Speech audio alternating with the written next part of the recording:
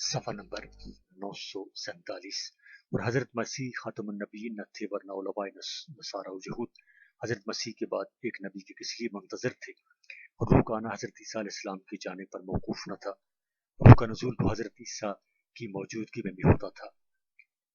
تو اور حضرت صلی اللہ علیہ وآلہ وسلم نے حضرت عیسیٰ علیہ السلام کی گواہی بھی دی، وما قتلوه وما صلبوه ولكن شبہ لهم وإن الذين اختلفوا فيه لفي شك منه ما لهم به من علم إلا اتباع الظن وما قتلوه يقينا بل رفعه الله إليه وكان الله عزيزا حكيما۔ اور انہوں نے نہ ان عیسیٰ علیہ السلام کو قتل کیا اور نہ سولی دی، لیکن اشتباہ میں ڈال دیے گئے، اور جن لوگوں نے عیسیٰ علیہ السلام کے بارے میں اختلاف کیا وہ یقیناً شک میں ہیں، خود ان کو اس کا یقین نہیں، محض گمان کی پیروی ہے۔ یقیناً حضرت عیسیٰ علیہ السلام کو قتل نہیں کیا بلکہ اللہ نے ان کو اپنی طرف اٹھا لیا، وہی غالب الحکیم ہے۔ 3، اور راستی اور عدالت سے ملزم بھی کیا، اور راستی اور عدالت سے ملزم بھی کیا۔ 4، اور حضرت مسیح کے نہ ماننے والوں کو پوری سزا بھی دی، کسی سے قتال اور جہاد کیا اور کسی کو جلا وطن کیا، جیسے کہ یہود خیبر اور بنو نذیر اور یہود بنو قینقاع کے واقعات سے ظاہر ہے۔ اور روح نے نہ کسی کو ملزم ٹھہرایا اور نہ کسی کی سرزنش کی، اور سرزنش کرنے کا مطلب یہ ہے کہ وہ فارقلیت ظاہر ہونے کے بعد حکومت کے ساتھ لوگوں کو توبیخ اور سرزنش کرے گا۔ وہ ظاہر ہے کہ روح القدس کا ظاہر ہو کر عام لوگوں پر حکومت کرنا کہیں ثابت نہیں، اور نہ حواریین کا یہ منصب تھا۔ حواریین نے حکومت کے طور پر کسی کی توبیخ نہیں کی بلکہ واضحانہ طور پر لوگوں کو سمجھاتے تھے، جس میں حکومت کا زور نہ تھا۔ غرض یہ کہ کسی طرح بھی روح القدس کو فارقلیت کا مصداق نہیں قرار دیا جا سکتا۔ اور آیت 10 میں سرزنش کی یہ وجہ بیان فرمانا اس لیے کہ وہ مجھ پر ایمان نہیں لاتے، اس پر دلالت کرتا ہے کہ اس فارقلیت اور مددگار اور وکیل و شفیع کا ظہور منکرین عیسیٰ علیہ السلام کے سامنے ہوگا، بخلاف روح کے کہ اس کا ظہور تو آپ کے نزدیک حواریین پر ہوا کہ جو منکرین عیسیٰ علیہ السلام نہ تھے، اور نہ حواریین نے کسی کو سزا دی، خود مسکین اور عاجز تھے، کسی منکر کو کیسے سزا دے سکتے تھے۔ 5، اور حضرت صلی اللہ علیہ وسلم نے صدق اور راستی کی وہ راہیں بتائیں کہ جو نہ کسی نے دیکھی اور نہ سنی۔ آپ کی شریعت غرا اور ملت بیضاء اس کی شاہد ہے۔ 6، اور آئندہ واقعات کے متعلق آپ نے اتنی خبریں دی کہ جن کا شمار، اور ایسی صحیح خبریں دی جو ہو بہو ظاہر ہو۔ آئندہ کے واقعات کے متعلق آپ نے اتنی خبریں دی کہ جن کا شمار نہیں، اور ایسی صحیح خبریں دی جو ہو بہو ظاہر ہوں، اور ان کا ایک حرف بھی خلاف واقعہ نہ نکلا، اور تا قیامت اسی طرح ظاہر ہوتی رہیں گی۔ 7، اس لیے کہ آپ نے اپنی طرف سے کچھ نہیں فرمایا، کما قال تعالی وما ينطق عن الهوى ان هو الا وحی یوحی۔ 3، اور بائیں ہما جہاں کے سردار اور بادشاہ بھی ہوئے، اور جہاں اور دنیا کی سرداری سے اس طرف اشارہ ہے کہ آپ کی نبوت تمام عالم کے لیے ہوگی، کسی قوم کے ساتھ مخصوص نہ ہوگی۔ اور 9، اور نصارہ نے حضرت مسیح کی صحیح تعلیمات کو محو کر دیا تھا، ان کو بھی یاد دلایا، جن میں توحید و تثلیث کا مسئلہ بھی ہے، اس کو خوب یاد دلایا، اور حضرت مسیح کے قتل و سلب کی نفی اور رفع الی السماء کا اثبات فرمایا۔ قل یا اہل الکتاب تعالوا الی کلمۃ سواء بیننا وبینکم اللہ تعبد الا اللہ ولا نشرک به شیئا ولا یتخذ بعضنا بعضا اربابا من دون اللہ۔ آپ فرما دیجیے کہ اے اہل کتاب، ایک ایسے امر کی طرف آؤ کہ ہم میں اور تم میں مسلم ہے، وہ یہ کہ خدا کے سوا کسی کی عبادت نہ کریں، اس کے ساتھ کسی کو شریک نہ کریں، اور ایک دوسرے کو اللہ کے سوا رب نہ بنائیں۔ صفحہ نمبر 948۔ وقال المسیح یا بنی اسرائیل اعبدوا اللہ ربی وربکم انہ من یشرک باللہ فقد حرم اللہ علیہ الجنۃ ومأواہ النار وما للظالمین من انصار۔ اور فرمایا حضرت مسیح بن مریم نے، اے بنی اسرائیل، بندگی کرو صرف ایک اللہ کی جو میرا اور تمہارا پروردگار ہے، تحقیق جو اللہ کے ساتھ شرک کرے گا تو اللہ تعالیٰ نے اس پر جنت کو حرام کیا ہے، اس کا ٹھکانہ جہنم ہے اور ظالموں کا کوئی مددگار نہیں۔ 10 آپ نے مبعوث ہونے کے بعد وہ باتیں بھی بتلائیں کہ جو حضرت مسیح علیہ السلام کے زمانے میں بنی اسرائیل کے تحمل سے باہر تھی، یعنی ذات و صفات، شریعت و طریقت، حشر و نشر، جنت و جہنم کے متعلق وہ علوم و معارف کے دریا بہائے جن سے تمام عالم دنگ ہے، اور کسی کتاب میں ان علوم کا نام و نشان نہیں۔ جو امور غیر تکمیل شدہ تھے، آپ کی شریعت کاملہ نے ان سب کی تکمیل بھی کر دی۔ کما قال تعالی الیوم اکملت لکم دینکم واتممت علیکم نعمتی ورضیت لکم الاسلام دینا۔ آج میں نے تمہارے لیے تمہارا دین مکمل کر دیا اور تم پر اپنی نعمت کو پورا کر دیا اور تمہارے لیے اسلام کو پسند کیا دین بنا کر، اور قیامت تک کے لیے دنیا کو ایک ایسا کامل اور مکمل دستور یعنی شریعت دے گئی جو ان کے دین اور دنیا کی اصلاح اور فلاح کا کفیل ہے، اور اس کے حقائق و دقائق اور اسرار و حکم کو دیکھ کر دنیا حیران ہے۔ قیامت تک پیش آنے والے واقعات کا حکم شریعت محمدیہ سے معلوم ہو سکتا ہے۔ علماء یہود و نصارہ کے پاس کوئی شریعت ہی نہیں جس کو سامنے رکھ کر علماء امت اور فقہاء ملت کی طرح فتویٰ دے سکیں۔ اس وقت نصارہ کے پاس شریعت کا کوئی علم نہیں کہ جس کی روح سے وہ فتویٰ دے سکیں۔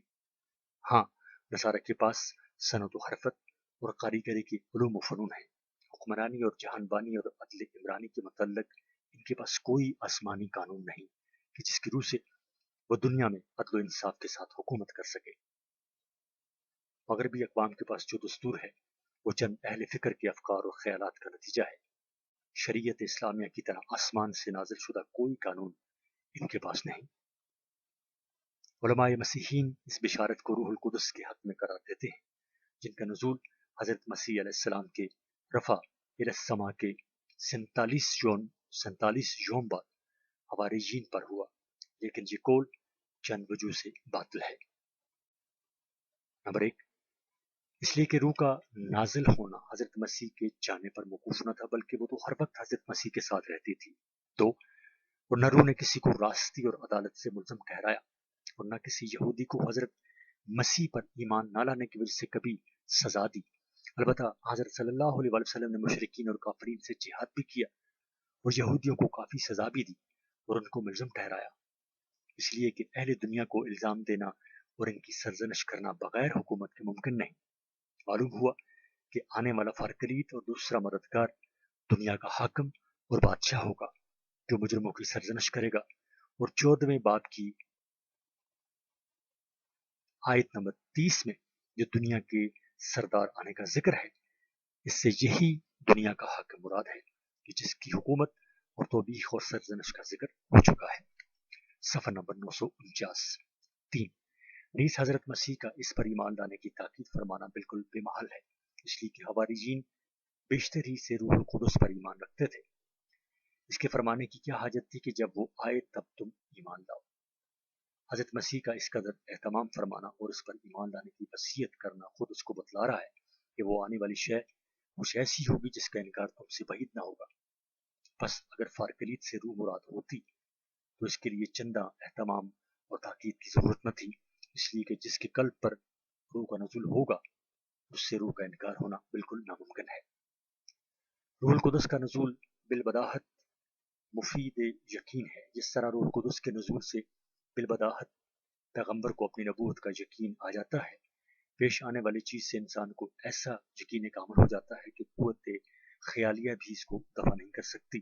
انسان پر جب کوئی حالت طاری ہوتی ہے تو اس کا انکار ممکن نہیں ہوتا۔ 4، نیز اس بشارت کا سیاق اس بات کو بتلا رہا ہے کہ وہ آنے والا فارکلیت حضرت عیسیٰ سے مغایر ہے، جیسے کہ 16ویں آیت کا یہ لفظ دوسرا مددگار بخشے گا صاف مغایرت پر دلالت کرتا ہے کہ وہ علیحدہ صورت میں ظاہر و نمودار ہوگا۔ بس اگر فارکلیت سے روح القدس مراد دی جائے تو وہ حضرت عیسیٰ کے کسی طرح مغایر نہیں، کیونکہ نصارہ کے نزدیک ابن اور روح القدس میں حقیقی اتحاد ہے۔ روح القدس جو حواریین پر ظاہر ہوئی وہ کسی علیحدہ صورت میں ظاہر نہیں ہوئی، جس طرح کسی شخص پر جن مسلط ہو جاتا ہے، سو جن کی باتیں وہی ہوتی ہیں جو اس شخص کے منہ سے نکلتی ہیں۔ علیحدہ صورت میں اس کا ظہور نہیں ہوتا۔ 5 نیز اس بشارت میں یہ بھی مذکور ہے کہ جو کچھ میں نے تمہیں کہا یاد دلائے گا۔ حالانکہ کسی کتاب سے یہ ثابت نہیں ہوتا کہ حواری حضرت عیسیٰ علیہ السلام کے ارشادات فراموش کر چکے تھے۔ روح القدس ان کو علیحدہ صورت میں ظاہر ہو کر یاد دلاتے ہوں۔ 6 نیز اس بشارت میں یہ بھی مذکور ہے کہ وہ میرے لیے گواہی دے گا۔ سو یہ وصف صرف نبی اکرم صلی اللہ علیہ وسلم پر ہی صادق آ سکتا ہے کہ آپ ہی نے آ کر مشرکین اور یہود کے سامنے حضرت مسیح کی گواہی دی، اور ان لوگوں کے سامنے کہ جو حضرت مسیح سے منکر یا بے خبر تھے، آپ ہی نے حضرت مسیح کی رسالت کا اعلان کیا، بخلاف روح القدس کے کہ وہ حضرت عیسیٰ کے حواریین پر نازل ہوئی، اور حواریین پہلے سے ہی حضرت مسیح کو رسول جانتے تھے۔ ان کے سامنے گواہی دینے کی کوئی حاجت نہ تھی۔ گواہی کی ضرورت تو منکرین کے سامنے تھی، نہ کہ مومنین کے سامنے، بخلاف حضرت صلی اللہ علیہ وسلم کے۔ آپ نے یہود کے سامنے جو حضرت عیسیٰ علیہ السلام کے منکر اور دشمن تھے، علل اعلان حضرت عیسیٰ علیہ السلام کی نبوت اور رسالت کی گواہی دی، اور ان کے دعوائے قتل و سلب کی تردید کی، اور رفع الی السماء کو ثابت کیا۔ 7 نیز حضرت مسیح اس فارقلیت کی نسبت یہ ارشاد فرماتے ہیں کہ مجھ میں اس کی کوئی چیز نہیں۔ سو یہ جملہ حضرت صلی اللہ علیہ وسلم ہی پر صادق آ سکتا ہے کہ مجھ میں اس کی کوئی چیز نہیں۔ روح القدس اور مسیح تو ایک ہی چیز ہے۔ 8 نیز یہ بھی قابل غور ہے کہ اس روح نے کون سی آئندہ کی خبریں بتائیں کہ جس سے اس روح کو اس بشارت کا مصداق کہا جائے۔ 9 نیز اس بشارت کا تمام سیاق و سباب دلالت کرتا ہے کہ آنے والا دوسرا فارقلید اور دوسرا مددگار لباس بشری اور پیکر انسانی میں ظہور کرے گا، اور حضرت عیسیٰ علیہ السلام کی طرح لباس بشری میں دعوت حق اور لوگوں کو تسلی کے لیے آئے گا۔ بس فارقلید کا مصداق اس روح کو سمجھنا کہ جو آدمیوں پر جن کی طرح نازل ہو اور حلول کرے بالکل غلط ہے۔ عزیز طلبہ، یہ آڈیو ریکارڈنگ آپ کے لیے ہیومینیٹیرین ڈیولپمنٹ آرگنائزیشن ایبٹ آباد کے ذریعے اہتمام کی گئی۔ ہیومینیٹیرین ڈیولپمنٹ آرگنائزیشن ایبٹ آباد 2011 سے اپنی مدد آپ کے تحت صحت، تعلیم اور معاشی خود مختاری کے شعبوں میں بہتری کے لیے کوشاں ہے۔ ادارہ نے نہ صرف خیبر پختونخوا بلکہ ملک بھر کے نابینا طلباء کی تعلیمی مشکلات اور رکاوٹوں کو دور کرنے کے لیے ایف اے تا ماسٹرز لیول کی نصابی کتب اور کورسز، جن میں علامہ اقبال اوپن یونیورسٹی کے کورسز بھی شامل ہیں، کو آڈیو ریکارڈنگ میں منتقل کرنے کا اہتمام کیا ہے، تاکہ نابینا طلباء اعلیٰ تعلیم تک رسائی حاصل کر کے ملک و قوم کی ترقی اور خوشحالی میں اپنا بھرپور کردار ادا کر سکیں۔ یہ تمام آڈیو ریکارڈنگز نابینا طلباء کو بالکل مفت فراہم کی جا رہی ہیں۔ نابینا طلباء کے علاوہ دیگر طلباء بھی اس تعلیمی سہولت سے استفادہ کر سکتے ہیں۔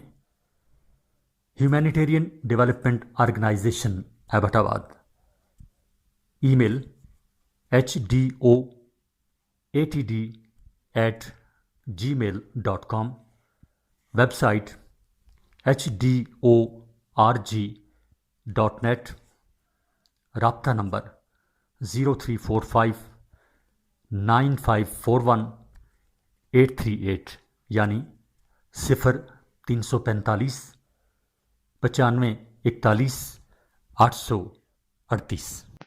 صفحہ نمبر 950 10 نیز حضرت عیسیٰ کے رفع الی السماء کے بعد سے آمدن نصارہ فارقلید کے منتظر رہے اور یہ سمجھتے رہے کہ کوئی عظیم الشان نبی مبعوث ہوگا۔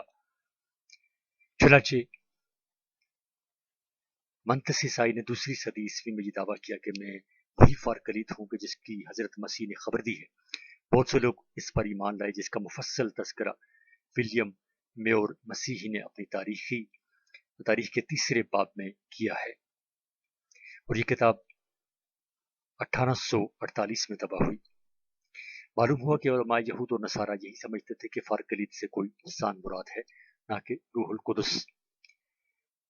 اور لب التواریخ کا مصنف، جو کہ ایک مسیحی عالم ہے، لکھتا ہے کہ محمد صلی اللہ علیہ وسلم سے قبل یہود و نصارہ ایک نبی کے منتظر تھے، اور اس وجہ سے نجاشی شاہ حبشہ حضرت جعفر طیار رضی اللہ تعالیٰ عنہ سے آپ کا حال سن کر ایمان لایا اور کہا کہ بلا شک یہی وہ نبی ہیں کہ جن کی حضرت مسیح نے انجیل میں خبر دی ہے۔ حالانکہ نجاشی انجیل کا عالم ہونے کے علاوہ بادشاہ بھی تھا، کسی قسم کا اس کو کوئی خوف و خطرہ بھی نہ تھا۔ اور مقوقس شاہ کپت نے حضرت صلی اللہ علیہ وسلم کے والا نامہ کے جواب میں یہ لکھا: سلام ہو آپ پر، اما بعد میں نے آپ کے والا نامہ کو پڑھا اور جو کچھ آپ نے اس میں ذکر فرمایا ہے اور جس کی طرف دعوت دی ہے اس کو سمجھا۔ مجھ کو خوب اچھی طرح معلوم ہے کہ اب صرف ایک نبی باقی رہ گیا ہے۔ میرا گمان یہ تھا کہ وہ نبی شام میں ظاہر ہوگا اور میں نے آپ کے قاصد کا اکرام کیا۔ مقوقس اگرچہ اسلام نہ لایا مگر اتنا اقرار ضرور کیا کہ ایک نبی کا آنا باقی رہ گیا ہے۔ اور جارود بن علا جو اپنی قوم میں بہت بڑے عالم تھے، جب اپنی قوم کے ساتھ حضرت صلی اللہ علیہ وسلم کی خدمت میں حاضر ہو کر مشرف با اسلام ہوئے تو یہ کہا: خدا کی قسم آپ حق لے کر آئے ہیں اور آپ نے سچ فرمایا، البتہ تحقیق میں نے آپ کی صفت انجیل میں پائی ہے اور مسیح بن مریم نے آپ کی بشارت دی ہے۔ آپ کے لیے طویل و عریض تحیہ تکریم پیش کرتا ہوں اور شکر ہے اس کے لیے جو آپ کا اکرام کرے۔ ذات کے بعد نشان کی اور یقین کے بعد شک کی ضرورت نہیں۔ اپنا دست مبارک بڑھائیے، میں شہادت دیتا ہوں کہ اللہ کے سوا کوئی معبود نہیں اور یقیناً آپ محمد رسول اللہ ہے۔ اور اللہ حاضہ ہرکل شاروم اور دوسرے ذی شوکت علماء تورات و انجیل نے آپ کی نبوت اور رسالت کا اقرار کیا، بس ثابت ہوا کہ حضرت صلی اللہ علیہ وسلم کی بشارت اور آپ کا نام انجیل میں لکھا ہوا تھا، جس کو دیکھ کر لوگ آپ پر ایمان لائے اور آپ کی آمد سے پہلے وہ آپ کے منتظر تھے، جن کو خدا تعالیٰ نے توفیق دی اور کسی دنیاوی تما نے ان کو نہ گھیرا، وہ اس دولت سے متمتع ہوئے۔ صفحہ نمبر 951۔ این شہادت بزور بازو نیست تانا بخشت خدائے بخشندہ۔ 11 اور 16ویں آیت کا یہ جملہ کہ ابد تک تمہارے ساتھ رہے گا، اس کا یہ مطلب نہیں کہ یہ فارکلید خود بذات ہمیشہ تمہارے ساتھ رہے گا، اس لیے کہ فارکلید بمانی روح جس کے نصارہ قائل ہیں وہ بھی ہمیشہ ان کے ساتھ نہ رہا، بلکہ مراد یہ ہے کہ اس کی شریعت و دین ابد تک رہے گا اور اس کے بعد کوئی دین نہ آئے گا جو اس کے لیے ناسخ ہو۔ 12 اور باب چہار دہم کی 17ویں آیت کا یہ جملہ یعنی سچائی کی روح جسے دنیا حاصل نہیں کر سکتی کیونکہ نہ اسے دیکھتی ہے اور نہ جانتی ہے، اس کا یہ مطلب ہے کہ دنیا اس کے مرتبہ کو نہیں جانتی، وہ تمام کائنات میں سب سے بہتر اور برتر ہوگا۔ نصارہ کی شبہات، نصارہ کے چند شبہات و اوہام اور ان کا ازالہ۔ شبہ اول، روح الحق اور روح القدس سے اکنوم ثالث مراد ہے، لہذا روح القدس اور روح الحق سے حضرت صلی اللہ علیہ وسلم مراد لینا کیسے صحیح ہو سکتا ہے؟ جواب، عہد قدیم اور عہد جدید میں روح کا لفظ اکنوم ثالث کے ساتھ مخصوص نہیں بلکہ صالح اور طالع، ہادی اور منزل کے معنی میں بھی مستعمل ہوتا ہے۔ چنانچہ یوحنا کے پہلے خط کے باب چہارم میں ہے: نمبر 1، اے عزیزو، ہر ایک روح کا یقین نہ کرو بلکہ روح کو آزماؤ کہ وہ خدا کی طرف سے ہے یا نہیں۔ 2، خدا کی روح کو تم اس طرح پہچان سکتے ہو کہ جو کوئی روح اقرار کرے کہ یسوع مسیح مجسم ہو کر آیا ہے وہ خدا کی طرف سے ہے۔ 3، اور جو کوئی روح یسوع کا اقرار نہ کرے وہ خدا کی طرف سے نہیں۔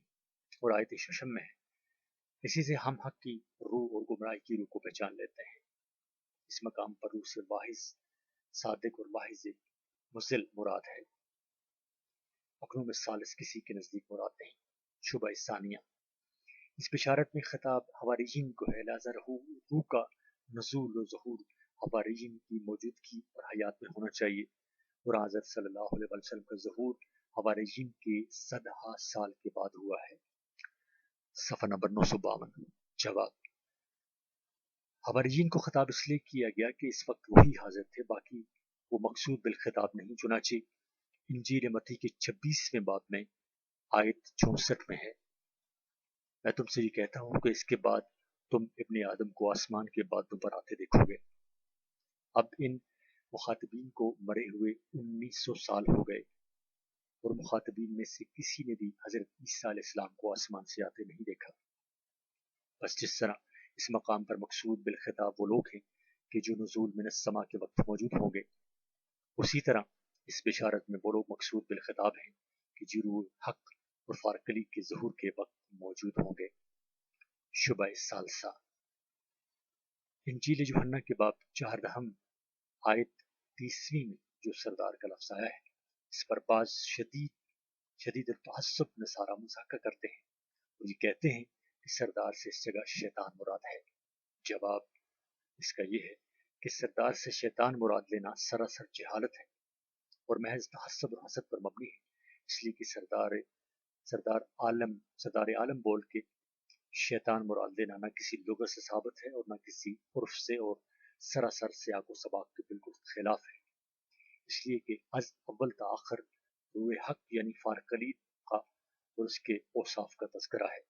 جس وقت اس فارکلید کا ظہور ہو اس وقت اس پر ایمان لانے کی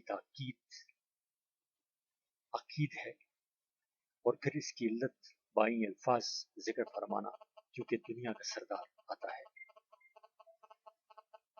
یہ جب ہی صحیح ہو سکتا ہے کہ سردار جہاں سے سید العالمین اور سردار انبیاء و مرسلین مراد ہوں، ورنہ معاذ اللہ اگر اس مقام پر سردار سے شیطان مراد ہو تو شیطان کا آنا امور متذکرہ بالا کی علت کیسے ہو سکتا ہے؟ معلوم ہوا کہ دنیا کے سردار سے وہی فارکلیت اور روح حق مراد ہے کہ جس کے ہاتھوں سے گناہ اور جرم پر دنیا میں شاہانہ اور حکمانہ سزائیں دی جائیں گی، اور انجیل یوحنا کے 16ویں باب درس 11 میں جو یہ آیا کہ دنیا کا سردار مجرم ٹھہرایا گیا، یہ قطعاً غلط ہے اور بلا شبہ تحریف ہے جو سیاق و سباق کے بالکل خلاف ہے۔ ایک طرف تو فارکلیت کی صفات فاضلہ کا بیان ہو اور ایک طرف اس سے شیطان مراد ہو، یہ کیسے ممکن ہے؟ اور پھر اس سے بڑھ کر کہ جو علماء نصارہ کے نزدیک کبھی اس سے روح القدس مراد ہو، کیا یہ سری نادانی اور وسوسہ شیطانی نہیں؟ دوم یہ کہ حضرت مسیح کا یہ فرمانا کہ وہ سردار جہاں آنے والا ہے، اس امر کی سری دلیل ہے کہ وہ شخص ابھی تک دنیا میں نہیں آیا، اور شیطان با اتفاق یہود و نصارہ و اہل اسلام ابتدائے آفرینش اور افراد بشری سے دنیا میں موجود ہے اور لوگوں میں مختلط ہے۔ شیطان مردود لوگوں کے ساتھ ہے۔ وہ شیطان کہاں چلا گیا تھا کہ جس کی نسبت یہ کہا جا رہا ہے کہ وہ اب آتا ہے، کیا وہ پہلے سے موجود نہ تھا؟ سوم یہ کہ سردار کا اطلاق انجیل متی کے باب 2 کی آیت 6 میں حضرت مسیح بن مریم علیہ السلام پر کیا گیا ہے۔ عبارت انجیل حسب ذیل ہے، صفحہ نمبر 953۔ اے بیت لحم، یہودا کے علاقے، تو یہودا کے حاکموں میں ہرگز سب سے چھوٹا نہیں، کیونکہ تجھ میں سے ایک سردار نکلے گا جو میری امت اسرائیل کی گلابانی کرے گا۔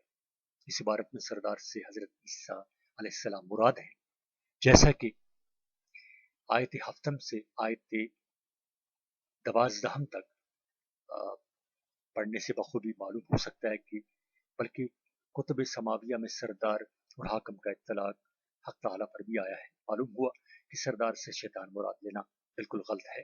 بشارت نمبر 22، بشارت بس تو دوم از انجیل متی باب 13 آیت 31-32۔ اس نے ایک اور تمثیل ان کے سامنے پیش کر کے کہا کہ آسمان کی بادشاہت اس رائی کے دانہ کی مانند ہے جسے کسی آدمی نے لے کر اپنے کھیت میں بو دیا۔ وہ سب بیجوں سے چھوٹا تو ہے، مگر جب بڑھ جاتا ہے تو سب ترکاریوں سے بڑا ہوتا ہے اور ایسا درخت ہو جاتا ہے کہ ہوا کے پرندے آ کر اس کی ڈالیوں پر بسیرا کرتے ہیں۔ آسمانی بادشاہت شریعت اسلامیہ مراد ہے کہ جو ابتدا میں رائی کے دانے کے برابر تھی، لیکن چند ہی روز میں اس قدر بڑی کہ شرق سے غرب تک اور شمال سے جنوب تک پہنچ گئی، اور قرآن حکیم کی اس آیت شریفہ میں اسی بشارت کی طرف اشارہ ہے۔ وَمَثَلُهُمْ فِي الْإِنْجِيلِ كَزَرْعٍ أَخْرَجَ شَطْأَهُ فَآزَرَهُ فَاسْتَغْلَظَ فَاسْتَوَىٰ عَلَىٰ سُوقِهِ يُعْجِبُ الزُّرَّاعَ لِيَغِيظَ بِهِمُ الْكُفَّارَ۔ اور ان کی صفت انجیل میں ہے کہ جیسے کھیتی کے اس نے اپنا پٹھا زمین سے نکالا، بس اس کو قوی کیا تو وہ موٹا ہو گیا اور اپنی نال پر سیدھا کھڑا ہو گیا اور اپنی روز افزوں ترقی سے کسانوں کو خوش کرنے لگا۔ اللہ نے مسلمانوں کو ایسی ترقی اس لیے دی کہ کافروں کو اس وجہ سے غصہ میں لائے۔ اور عجب نہیں کہ اس مناسبت سے کلمہ طیبہ کو شجرہ طیبہ کے ساتھ تشبیہ دی گئی ہو، کما قال تعالی الم تر کیف ضرب اللہ مثلا کلمۃ طیبۃ کشجرۃ طیبۃ اصلها ثابت وفرعها فی السماء۔ اے نبی کریم، آپ نے کیا دیکھا نہیں کہ اللہ نے ایک مثال بیان فرمائی ہے کہ کلمہ طیبہ مثل ایک پاکیزہ درخت کے لیے ہے جس کی جڑ مضبوط اور شاخیں آسمان میں ہیں، ہر وقت اپنے میوے اللہ کے حکم سے دیتا رہتا ہے۔ حق تعالی شانہ لوگوں کے لیے مثالیں بیان فرماتے رہتے ہیں، کیا عجب ہے کہ نصیحت قبول کریں۔ بشارت نمبر 23، بشارت بستسوم از انجیل متی باب بستم۔ آسمان کی بادشاہت اس گھر کے مالک کے مانند ہے جو سویرے نکلا تاکہ اپنی انگوری باغ میں مزدور لگائے، اور اس نے مزدوروں سے 1 دینار روز ٹھہرا کر انہیں باغ میں بھیج دیا۔ پھر وہ دن چڑھنے کے قریب نکل کر اس نے اوروں کو بازار میں بیکار کھڑے دیکھا اور ان سے کہا تم بھی باغ میں چلے جاؤ، جب جو واجب ہے تمہیں دوں گا۔ بس وہ چلے گئے۔ پھر اس نے دوپہر اور تیسرے پہر کے قریب نکل کر ویسا ہی کیا۔ صفحہ نمبر 954۔ اور کوئی 1 گھنٹہ دن رہے، پھر نکل کر اوروں کو کھڑے پایا اور ان سے کہا تم کیوں یہاں تمام دن بیکار کھڑے رہے؟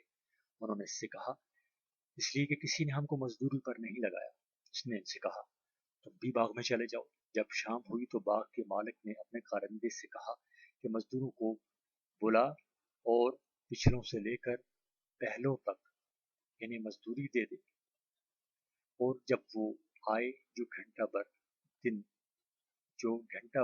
دن رہے لگائے گئے تھے تو انہیں 1 دینار ملا، تو گھر کے مالک سے یہ کہہ کر شکایت کرنے لگے کہ ان پچھلوں نے 1 ہی گھنٹہ کام کیا ہے اور تو نے انہیں ہمارے برابر کر دیا، جنہوں نے دن بھر کا بوجھ اٹھایا اور سخت دھوپ سہی۔ اس نے جواب دے کر ان میں سے ایک سے کہا میاں میں تیرے ساتھ بے انصافی نہیں کرتا، کیا تیرا مجھ سے 1 دینار نہیں ٹھہرا تھا؟ جو تیرا ہے اٹھا لے اور چلا جا۔ میری مرضی یہ ہے کہ جتنا تجھے دیتا ہوں اس سے پچھلے کو بھی اتنا ہی دوں۔ کیا مجھے روا نہیں کہ اپنے مال کو جو چاہوں سو کروں، یا تو اس لیے کہ میں نیک ہوں بری نظر سے دیکھتا ہے؟ اسی طرح آخر اول ہو جائیں گے اور اول آخر۔ گھر کے مالک سے رب العزت مراد ہے، اور انگور کے باغ سے دین الہی مراد ہے، اور مزدوروں سے امت مراد ہے، اور مزدوروں کی وہ جماعت کہ جس نے سب سے آخر میں 1 گھنٹہ کام کیا ہے۔ یہ رسول اللہ صلی اللہ علیہ وسلم کی امت ہے جو سب سے اخیر میں تھی اور سب سے اول ہو گئی۔ چنانچہ صحیح بخاری میں ہے۔ ابن شہاب نے سالم سے اور سالم نے عبداللہ بن عمر رضی اللہ تعالیٰ عنہ سے روایت کیا ہے کہ عبداللہ بن عمر نے رسول اللہ صلی اللہ علیہ وسلم کو ارشاد فرماتے ہوئے سنا کہ تمہارا دین میں رہنا بمقابلہ گزشتہ ایسا ہے جیسا نماز عصر سے غروب شمس تک۔ تورات والوں کو تورات دی گئی، انہوں نے کام کرنا شروع کیا، جب دوپہر ہوئی تو تھک گئے، کام پورا نہ کر سکے، ایک کی رات ان کو دیا گیا۔ پھر انجیل والوں کو انجیل دی گئی، نماز عصر تک کام کیا، پھر تک گئے، ان کو بھی ایک کی رات دے دیا گیا۔ پھر ہم کو قرآن کریم دیا گیا، ہم نے غروب آفتاب تک کام کیا، ہم کو 2 کی رات دیے گئے۔ تو توریت اور انجیل والوں نے یہ کہا کہ اے پروردگار، آپ نے ان کو 2 کی رات دیے اور ہم کو 1، حالانکہ ہمارا عمل زیادہ ہے۔ اللہ عز و جل نے یہ ارشاد فرمایا کہ کیا میں نے تمہاری اجرت میں کچھ کمی کی ہے؟ کہا نہیں۔ بس فرمایا رب العزت نے یہ میرا فضل ہے جس کو چاہوں دوں۔ اور انجیل متی کی 16ویں آیت کا یہ جملہ کہ اسی طرح آخر اول ہو جائیں اور اول آخر، بینہ صحیح بخاری کی اس حدیث کے مطابق ہے۔ صفحہ نمبر 955۔ حضرت ابو ہریرہ رضی اللہ تعالیٰ عنہ سے روایت ہے کہ رسول اللہ صلی اللہ علیہ وسلم نے یہ ارشاد فرمایا کہ زمانہ کے لحاظ سے ہم سب سے اخیر میں، مگر دخول جنت میں حق تعالی شانوں کے فضل سے سب سے مقدم ہیں۔ بشارت نمبر 24-25۔ پادری سیل نے اپنے ترجمہ قرآن عظیم کے مقدمہ میں انجیل برناباس سے نقل کیا، اور یہ انجیل 1854 میں طبع ہو کر شائع ہوئی۔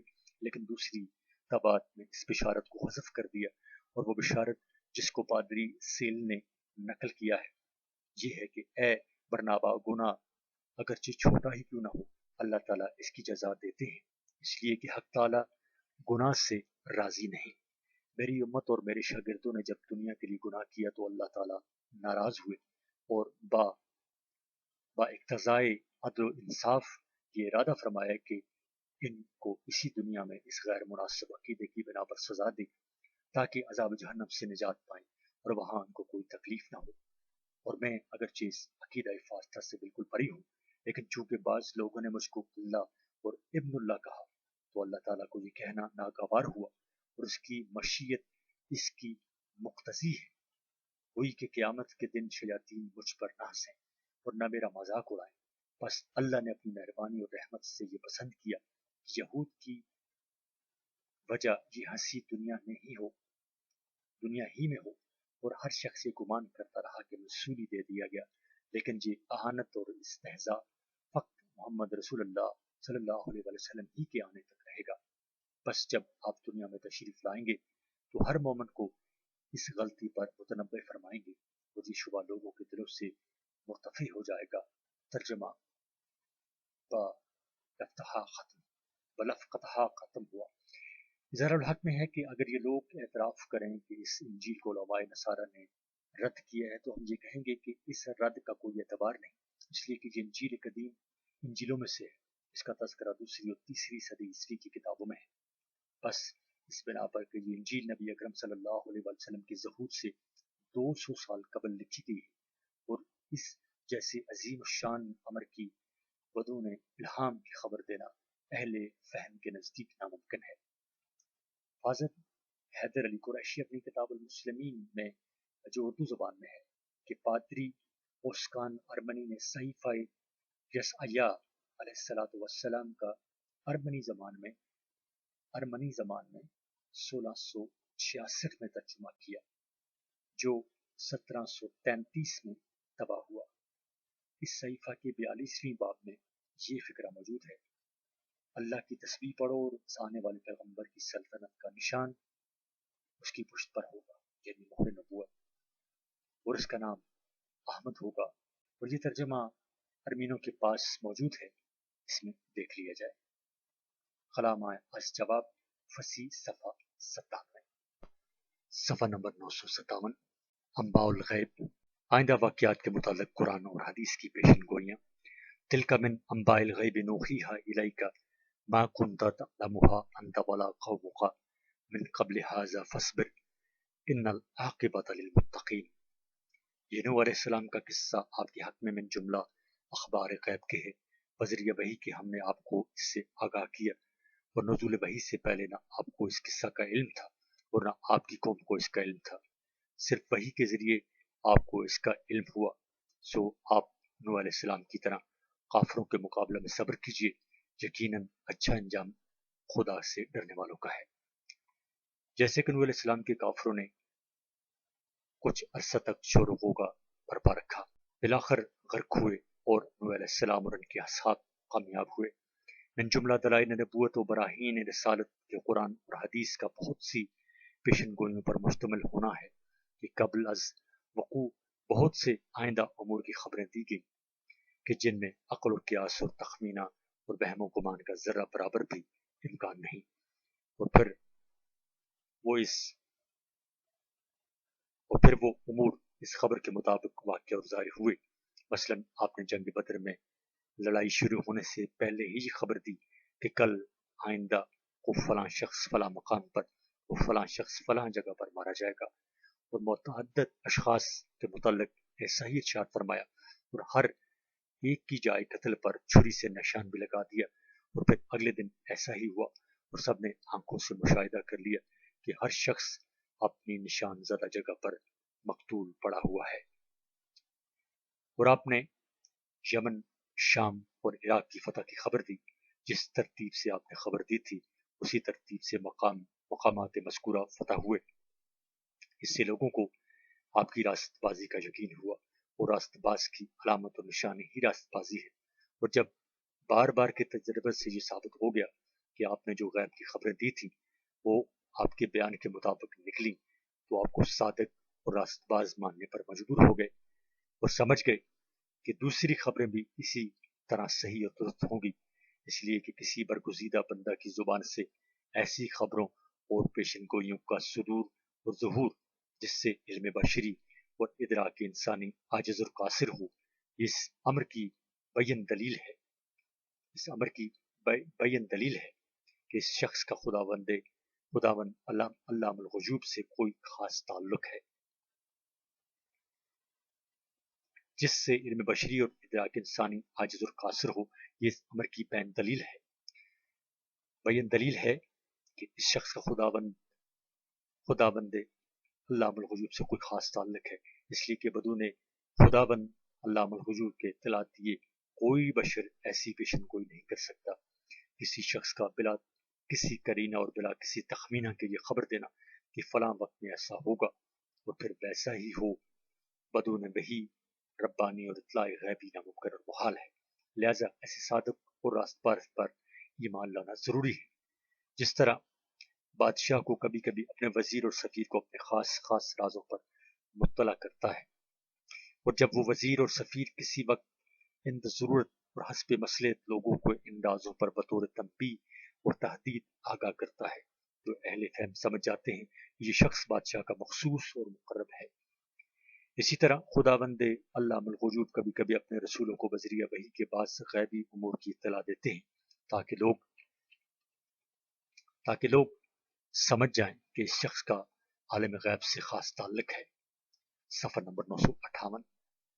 اور یہ شخص خداوند علام الغیوب کا مقبول، خاص اور برگزیدہ با اختصاص ہے، جس کو حق تعالیٰ نے رموز سے آگاہ فرمایا ہے، اس لیے کہ حضرات انبیاء و مرسلین جن باتوں کی خبر دیتے ہیں وہ عقل و تجربہ اور قیاس و تخمینہ سے کہیں بالاتر ہوتی ہیں۔ ان کو سن کر لوگ یقین کر لیتے ہیں کہ یہ باتیں صرف علام الغیوب ہی کے بتلانے سے معلوم ہو سکتی ہیں۔ یہی وجہ ہے کہ منافقین ڈرتے رہتے تھے کہ ہمارے دلی عزائم ظاہر نہ کر دیے جائیں اور ہم بربلا رسوا نہ ہوں۔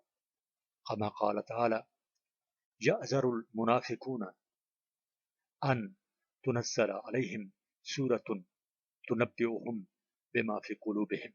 عوام الناس کی فطرت اس بات کی مقتضی ہے کہ کوئی ان کا ہادی اور رہنما ہو اور ہدایت اور حقانیت کی باتیں ان کو بتلائے، اور عام لوگ ہدایت اور حقانیت کی باتوں کو اسی وقت مان سکتے ہیں کہ جب ہادی اور دائی الی الحق کی راست بازی ان پر منکشف ہو جائے۔ اس لیے اللہ تعالیٰ حضرات انبیاء کی صداقت اور راست بازی ظاہر کرنے کے لیے بذریعہ وحی و الہام ان کو غیب کی خبروں سے مطلع کرتا ہے تاکہ اس خبر کی تصدیق سے ان پر انبیاء کی صداقت ظاہر ہو۔ اس لیے کہ ایسے سوانح اور واقعات کو جو وہم و گمان اور تجربہ سے کہیں بالا اور برتر ہوں، وقوع اور ظہور سے پہلے ان کی خبر اور اطلاع دے دینا بغیر تائید سمدی اور مدد غیبی ناممکن ہے۔ محمدی پیشن گوئیوں کا امتیاز۔ انبیاء سابقین نے بھی پیشن گوئیاں کی ہیں، لیکن محمد رسول اللہ صلی اللہ علیہ وسلم کی پیشن گوئیوں کو جو امتیاز حاصل ہے وہ یہ ہے کہ انبیاء بنی اسرائیل کی پیشن گوئیاں بہت مجمل اور مبہم تھیں، جو بعض اشارات اور کنایات کے درجہ میں تھیں اور محتاج تعویل تھیں، اور حضرت صلی اللہ علیہ وسلم کی پیشن گوئیاں واضح اور ظاہر ہیں اور تعویل اور شک سے بہت دور ہیں۔ مثلا غلبہ روم، خلافت راشدہ، فتح یم، فتح شام، فتح عراق اور کیسر و کسریٰ کی سلطنتوں پر قبضہ کی تمام پیشن گوئیاں صریح اور واضح ہیں، جن میں تعویل کی حاجت نہیں۔ علاوہ ازیں وہ ایسی عظیم الشان ہیں جن کو دیکھ کر اور سن کر عالم دنگ اور حیران ہے اور زبان زد خلائق ہے۔ حضرت صلی اللہ علیہ وسلم نے جو آنے والے واقعات یا پیش آنے والے فتنوں کے متعلق خبریں دی، ایسا معلوم ہوتا ہے کہ گویا آپ ان کو دیکھ رہے ہیں۔ اول ہم قرآن کریم کی پیشن گوئیوں کا، اس کے بعد ان پیشن گوئیوں کا ذکر کریں گے جو احادیث صحیحہ میں مذکور ہیں۔ نمبر 1، حفاظت قرآن کی پیشن گوئی۔ انا نحن نزلنا الذکر وانا لہ لحافظون۔ تحقیق ہم نے اس نصیحت یعنی قرآن کو اتارا ہے، اور البتہ تحقیق ہم ہی اس کے محافظ و نگہبان ہیں۔ کسی کی کیا مجال کہ قرآن کریم میں کسی قسم کی کمی یا زیادتی یا تحریف اور تبدیلی کر سکے۔ اللہ کا یہ وعدہ پورا ہوا، 14ویں صدی آ گئی۔ آپ حمد تعالی قرآن بلا کمی بیشی ایک حرف کے اسی طرح چلا رہا ہے جس طرح حضرت صلی اللہ علیہ وسلم پر نازل ہوا تھا، اور سر ولیم میور ہی نہیں بلکہ ساری دنیا اس معجزہ کی قائل ہے۔ بہت سے دشمنان اسلام نے اس کی کوشش کی کہ قرآن کو مشکوک بنا دیں، مگر بحمد ہی تعالی ایک کلمہ کے تغیر اور تبدیل پر بھی قدرت نہ ہوئی۔ اللہ تعالیٰ نے جو حفاظت کا وعدہ فرمایا بلا شبہ سچا ہے، بخلاف توریت اور انجیل کے کہ خود یہود و نصارہ اس میں ہر طرح کی تحریف کے مقر اور معترف ہیں۔ صفحہ نمبر 959 2 قرآن کی پیشن گوئی۔ قل لئن اجتمعت الإنس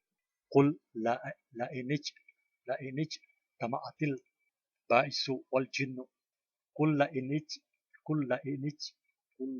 اجتمعت الإنس والجن على أن يأتوا بمثل هذا القرآن لا يأتون بمثله ولو كان بعضهم لبعض ظهيرا۔ اے نبی کریم آپ لوگوں سے کہہ دیجئے کہ اگر انسان اور جن سب جمع ہو کر قرآن کا مثل لانا چاہیں تو قرآن کا مثل نہیں لا سکیں گے، اگرچہ ایک دوسرے کے معین اور مددگار ہو جائیں۔ 3 حفاظت نبوی کی پیشن گوئی۔ واللہ یعصمک من الناس، اور اللہ آپ کو لوگوں کے شر سے محفوظ رکھے گا۔ ابتدائی بعثت میں آپ تنہا بے یار و مددگار تھے اور سارا عرب بلکہ سارا عالم آپ کا دشمن تھا۔ اللہ تعالیٰ نے آپ کی حفاظت کا وعدہ فرمایا کہ آپ گھبرائیے نہیں، اللہ تعالیٰ آپ کا محافظ ہے، دشمن آپ کا کچھ نہیں بگاڑ سکتے۔ سو الحمدللہ اللہ کا یہ وعدہ پورا ہوا اور مختلف اوقات میں اللہ نے آپ کو دشمنوں سے بچایا۔ چنانچہ ہجرت کے وقت جب کفار آپ کے قتل کا پورا قصد کر چکے تھے تو آپ نے حضرت علی کو اپنے بستر پر لٹایا اور سورہ یاسین کی ابتدائی آیتیں پڑھ کر کافروں پر ایک مشت خاک ڈالی اور ان کے سامنے سے نکل کر ابوبکر صدیق رضی اللہ تعالیٰ عنہ کے گھر گئے اور ان کو ساتھ لے کر غار ثور تشریف لگائے، جس کے بارے میں یہ آیت نازل ہوئی۔ وَإِذْ يَمْكُرُ بِكَ الَّذِينَ كَفَرُوا لِيُثْبِتُوكَ أَوْ يَقْتُلُوكَ۔ 4 غلبہ اسلام کی پیشن گوئی۔ هُوَ الَّذِي أَرْسَلَ رَسُولَهُ بِالْهُدَى وَدِينِ الْحَقِّ لِيُظْهِرَهُ عَلَى الدِّينِ كُلِّهِ وَكَفَى بِاللَّهِ شَهِيدًا۔ وہی ہے جس نے بھیجا اپنا رسول ہدایت اور دین حق دے کر تاکہ غالب کرے اس دین حق کو، یعنی دین اسلام کو تمام دینوں پر، اگرچہ کافروں کو ناگوار گزرے۔ بحمدہ تعالی حق تعالی کا یہ وعدہ پورا ہوا اور اسلام، یہودیت، نصرانیت، مجوسیت، بت پرستی اور دہریت سب مذاہب باطلہ پر غالب آ گیا، اور کسی مذہب میں یہ طاقت نہ ہوئی کہ دلائل اور براہین سے اسلام کا مقابلہ کر سکے۔ صفحہ نمبر 959 جاری ہے۔ 5 غلبہ روم کی پیشن گوئی۔ الف لام غلبت الروم فی ادنى الارض وهم من بعد غلبهم سيغلبون في بضع سنين لله الامر من قبل ومن بعد ويومئذ يفرح المؤمنون بنصر الله وينصر من يشاء وهو العزيز الرحيم وعد الله لا يخلف الله وعدہ ولکن اکثر الناس لا یعلمون۔ مغلوب ہو گئے روم کے لوگ، یعنی نصارائے روم عرب کی قریبی زمین میں، اور وہ اس مغلوبی کے بعد عنقریب چند سال میں غالب ہوں گے۔ اللہ ہی کو اختیار ہے پہلے بھی اور بعد میں بھی۔ صفحہ نمبر 960۔ یعنی جس طرح یہ مغلوبیت اس کے ارادہ سے ظہور میں آئی ہے، اسی طرح اس کے ارادہ سے غلبہ بھی ظہور میں آ جائے گا، اور اس دن یعنی جس دن رومی پارسیوں پر غالب ہوں گے تو اس وقت مسلمان خوش ہوں گے کہ اللہ کی مدد سے اہل کتاب اہل شرک پر غالب آئے۔ اللہ جس کی چاہتا ہے مدد کرتا ہے، اور وہی ہے زبردست رحم والا۔ یہ اللہ نے وعدہ کیا ہے کہ مسلمانوں کو خوش کرنے کے لیے چند روز بعد روم کو فارس پر غلبہ عطا کرے گا۔ اللہ اپنے وعدہ میں خلاف نہیں کرتا، لیکن اکثر لوگ نہیں جانتے۔ ان آیتوں میں ایک زبردست پیشن گوئی کا ذکر ہے۔ یہ آیتیں ہجرت مدینہ سے پہلے مکہ مکرمہ میں نازل ہوئیں۔ واقعہ یہ ہوا کہ رومیوں اور ایرانیوں میں لڑائی ہوئی، ایرانی رومیوں پر غالب آ گئے۔ مشرکین مکہ بہت خوش ہوئے اور عذرائے تان مسلمانوں سے یہ کہا کہ ایرانی جو ہماری طرح مشرک ہیں وہ اہل کتاب پر غالب آ گئے۔ یہ ہمارے لیے شگون نیک ہے کہ ایک دن ہم بھی مسلمانوں پر جو اہل کتاب ہیں اسی طرح غالب ہوں گے۔ مسلمان رنجیدہ ہوئے۔ اس پر اللہ تعالیٰ نے یہ آیتیں اتاری جن میں یہ پیشن گوئی کر دی گئی کہ رومی اگرچہ اس وقت مغلوب ہو گئے ہیں مگر 10 برس کے اندر اندر پھر رومی فارس پر غلبہ پائیں گے. یہ اللہ کا وعدہ ہے جو یقیناً پورا ہو کر رہے گا. چنانچہ 7 برس پورے نہیں گزرے کہ قرآن کریم کی یہ پیشن گوئی پوری ہوئی اور رومی ایرانیوں پر غالب آ گئے اور صلح حدیبیہ کے زمانے میں اللہ کا یہ وعدہ پورا ہوا. 6. خلافت راشدہ کی پیشن گوئی. وعد اللہ الذین آمنوا منکم وعملوا الصالحات لَيَسْتَخْلِفَنَّهُمْ فِي الْأَرْضِ كَمَا اسْتَخْلَفَ الَّذِينَ مِنْ قَبْلِهِمْ وَلَيُمَكِّنَنَّ لَهُمْ دِينَهُمُ الَّذِي ارْتَضَىٰ لَهُمْ وَلَيُبْدِلَنَّهُمْ مِنْ بَعْدِ خَوْفِهِمْ أَمْنًا يَعْبُدُونَنِي لَا يُشْرِكُونَ بِي شَيْئًا. اس آیت میں حق تعالیٰ نے اس زمانے کے مومنین صالحین یعنی صحابہ سے 3 وعدے فرمائے. اول یہ کہ تم کو ایسی خلافت اور سلطنت عظمیٰ عطا کرے گا جیسے تم سے پہلے بنی اسرائیل میں داؤد اور سلیمان علیہ السلام کو بے مثال خلافت اور بادشاہت عطا کی. دوم یہ کہ ان کے دور حکومت میں دین اسلام کو ایسی تمکین اور استحکام عطا کرے گا کہ دین اسلام تمام مذاہب عالم پر غالب آ جائے گا. سوم یہ کہ ان کے دل سے کفار کا خوف بالکل جاتا رہے گا اور وہ بے خوف و خطر اور نہایت امن و امان کے ساتھ اللہ کی عبادت کریں گے اور اسی قسم کا مضمون بے شمار احادیث میں وارد ہوا ہے. الحمدللہ یہ وعدہ خلفائے راشدین کے ہاتھ پر پورا ہوا کہ صحابہ کیسر و کسریٰ کے خزائن پر قابض ہوئے اور جس وقت یہ پیشن گوئی کی گئی اس وقت صحابہ بے سر و سامان تھے. تنگ دستی اور بے سر و سامانی کی وجہ سے کافروں سے خوف زدہ تھے. رات کو سوتے تھے اور یہ ڈر رہتا تھا کہ نامعلوم کون ہم پر چڑھ آئے اور نہ قواعد جنگ سے کما حق آگاہ تھے اور نہ قواعد جہانگیری اور ضوابط ملکی سے آشنا تھے. تمام قبائل اہل اسلام کے دشمن تھے اور مسلمانوں کے خون کے پیاسے تھے. ایران میں مجوسیوں کی سلطنت زور و شور سے قائم تھی اور روم میں عیسائیوں کی سلطنت محکم تھی اور دونوں سلطنتیں فوجی طاقت اور مال و دولت اور اسلحہ و خزانہ کے لحاظ سے حد کمال کو پہنچی ہوئی تھیں. جیسے مسلمان بے سر و سامانی میں حد کمال کو پہنچے ہوئے تھے اور روئے زمین پر کیسر و کسریٰ کے مقابلہ کا کوئی حکمران نہ تھا. صفحہ نمبر 961. مگر باوجود اس کے 30 برس کی مدت میں خلافت اور سلطنت کے متعلق جس قدر پیشن گوئیاں کی گئی تھیں وہ بلا سبب ظاہری محض تائید غیبی سے عجب طرح ظہور میں آئیں. وہ اس طرح کہ حضور پرنور کی زندگی میں ہی حجاز، نجد، یمن، خیبر، بحرین اور اکثر ممالک عرب اہل اسلام کے قبضہ میں آ گیا اور نجاشی شاہ حبشہ مسلمان ہو گیا اور سارا ملک حبش دارالحرب سے دارالاسلام بن گیا اور ہجر کے مجوسی اور نواح شام کے بعض عیسائی جزیہ گزار ہو گئے.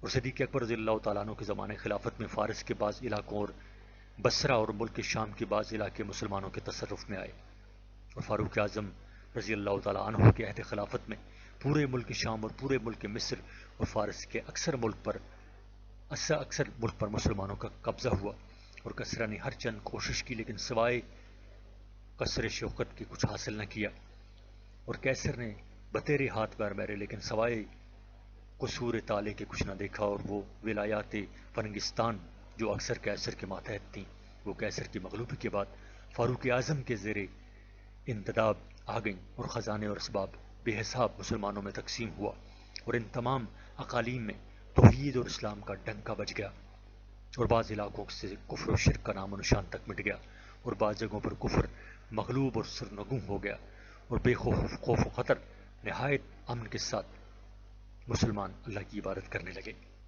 اور عثمان ذو النورین رضی اللہ تعالیٰ عنہ کے زمانہ خلافت میں مغرب کی جانب منتہائے اندلس اور کیروان اور بحر محیط کے متصل تک اور مشرق کی جانب میں بلاد چین تک سب ممالک مفتوح ہوئے اور عثمان غنی کے عہد خلافت میں کسریٰ کی حکومت کا بالکل خاتمہ ہو گیا اور اس کا نام و نشان بھی نہ رہا اور 30 ہجری میں کسریٰ مارا گیا اور مشارق و مغارب کا خراج مدینہ کے خزانے میں آنے لگا. تمام دنیا اس وقت مسلمانوں کے تابع تھی اور خدا کے فضل اور رحمت سے روئے زمین پر اقتدار اعلیٰ مسلمانوں کو حاصل تھا. جیسے جب نادر شاہ نے شہنشاہ ہندوستان محمد شاہ پر غلبہ پا لیا تو گویا کہ سارے ہندوستان پر اس کا تسلط ہو گیا اگرچہ اس وقت صوبہ دکن نے اس کی اطاعت نہ کی تھی. اسی طرح سمجھو کہ جب سلطنت روم غالب ہو گئی تو سب ولایات فرنگ جو سلطنت روم کے ماتحت تھیں وہ سب مغلوب ہو گئی اور گویا کہ اسلام ہی کا سب پر تسلط اور اقتدار قائم ہو گیا اور اسلام کی ایسی محکم اور مضبوط اور عظیم و وسیع سلطنت قائم ہوئی، گویا کہ تمام دنیا کی سلطنت اسلامی حکومت کے ماتحت اور زیر انتداب۔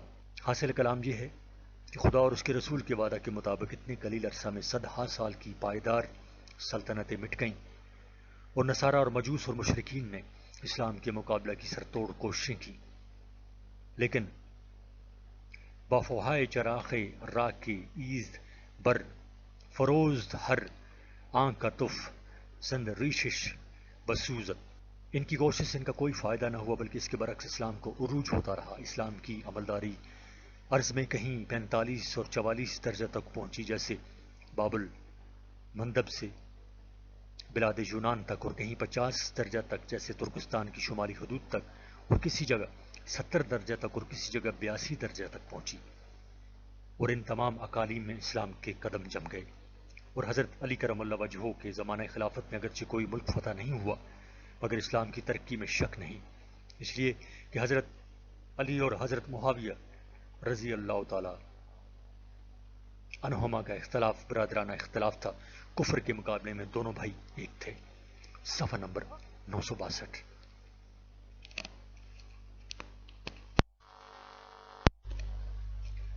خلفائے راشدین کی فتوحات کے متعلق بڑی بڑی مبسوط کتابیں لکھی گئیں، جن سے روشن کی طرح واضح ہے کہ خلفائے راشدین کے زمانے میں اسلام کو جو ترقی نصیب ہوئی، دنیا میں اس کی نظیر نہیں مل سکتی۔ کیسر و کسریٰ کی سلطنتیں الٹ ڈالیں اور آدھا قرۂ زمین فتح کر ڈالا، اور توحید اور دین حق کو سربلند کیا، اور کفر اور شرک کو سرنگوں کیا، دنیا کو عدل اور انصاف سے بھر دیا۔ رضی اللہ عنہم ورضوا عنہ۔ 7 فتح خیبر کی پیشن گوئی۔ 8 فتح فارس و روم کی پیشن گوئی۔ لقد رضی اللہ عن المؤمنین اذ یبایعونک تحت الشجرۃ فعلم ما فی قلوبہم فانزل السکینۃ علیہم واصابہم فتحا قریبا ومغانم کثیرۃ یأخذونہا وکان اللہ عزیزا حکیما وعدکم اللہ مغانم کثیرۃ تأخذونہا فعجل لکم ہذہ وکف ایدی الناس عنکم ولتکون آیات للمؤمنین ویہدیکم صراطا مستقیما وأخرى لم تقدروا علیہا قد احاط اللہ بہا وکان اللہ علی کل شیء قدیر۔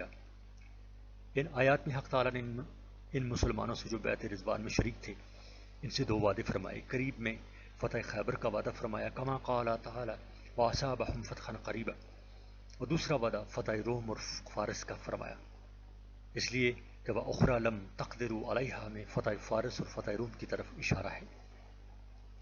بحمدہ تعالی اللہ کے سب وعدے پورے ہوئے، خیبر آپ کی زندگی میں فتح ہوا، اور فارس اور روم عمر فاروق رضی اللہ تعالیٰ عنہ کے زمانے میں فتح ہوئے۔ 9 قبائل عرب کی مغلوبی اور شکست کی پیشن گوئی۔ قل للذین کفروا ستغلبون ام یقولون نحن جمیع منتصر سیہزم الجمع ویولون الدبر ام یقولون نحن جمیع منتصر سیہزم الجمع ویولون الدبر۔ حق تعالیٰ کے اس وعدے کے مطابق ہجرت کے 8ویں سال مکہ فتح ہوا، اور قبائل عرب اتنے مغلوب ہوئے کہ اسلام کے مقابلے میں سر اٹھانے کی طاقت نہ رہی، اور ہجرت کے 4تھے سال یہود بنو نذیر مغلوب ہوئے اور جلائے وطن ہوئے، اور ہجرت کے 5ویں سال بنی قریظہ مقتول ہوئے، اور ہجرت کے 7ویں سال خیبر فتح ہوا، اور یہود مسلمانوں کے کاشتکار اور جزیہ گزار بنے۔ 10 فتح مکہ کی پیشن گوئی۔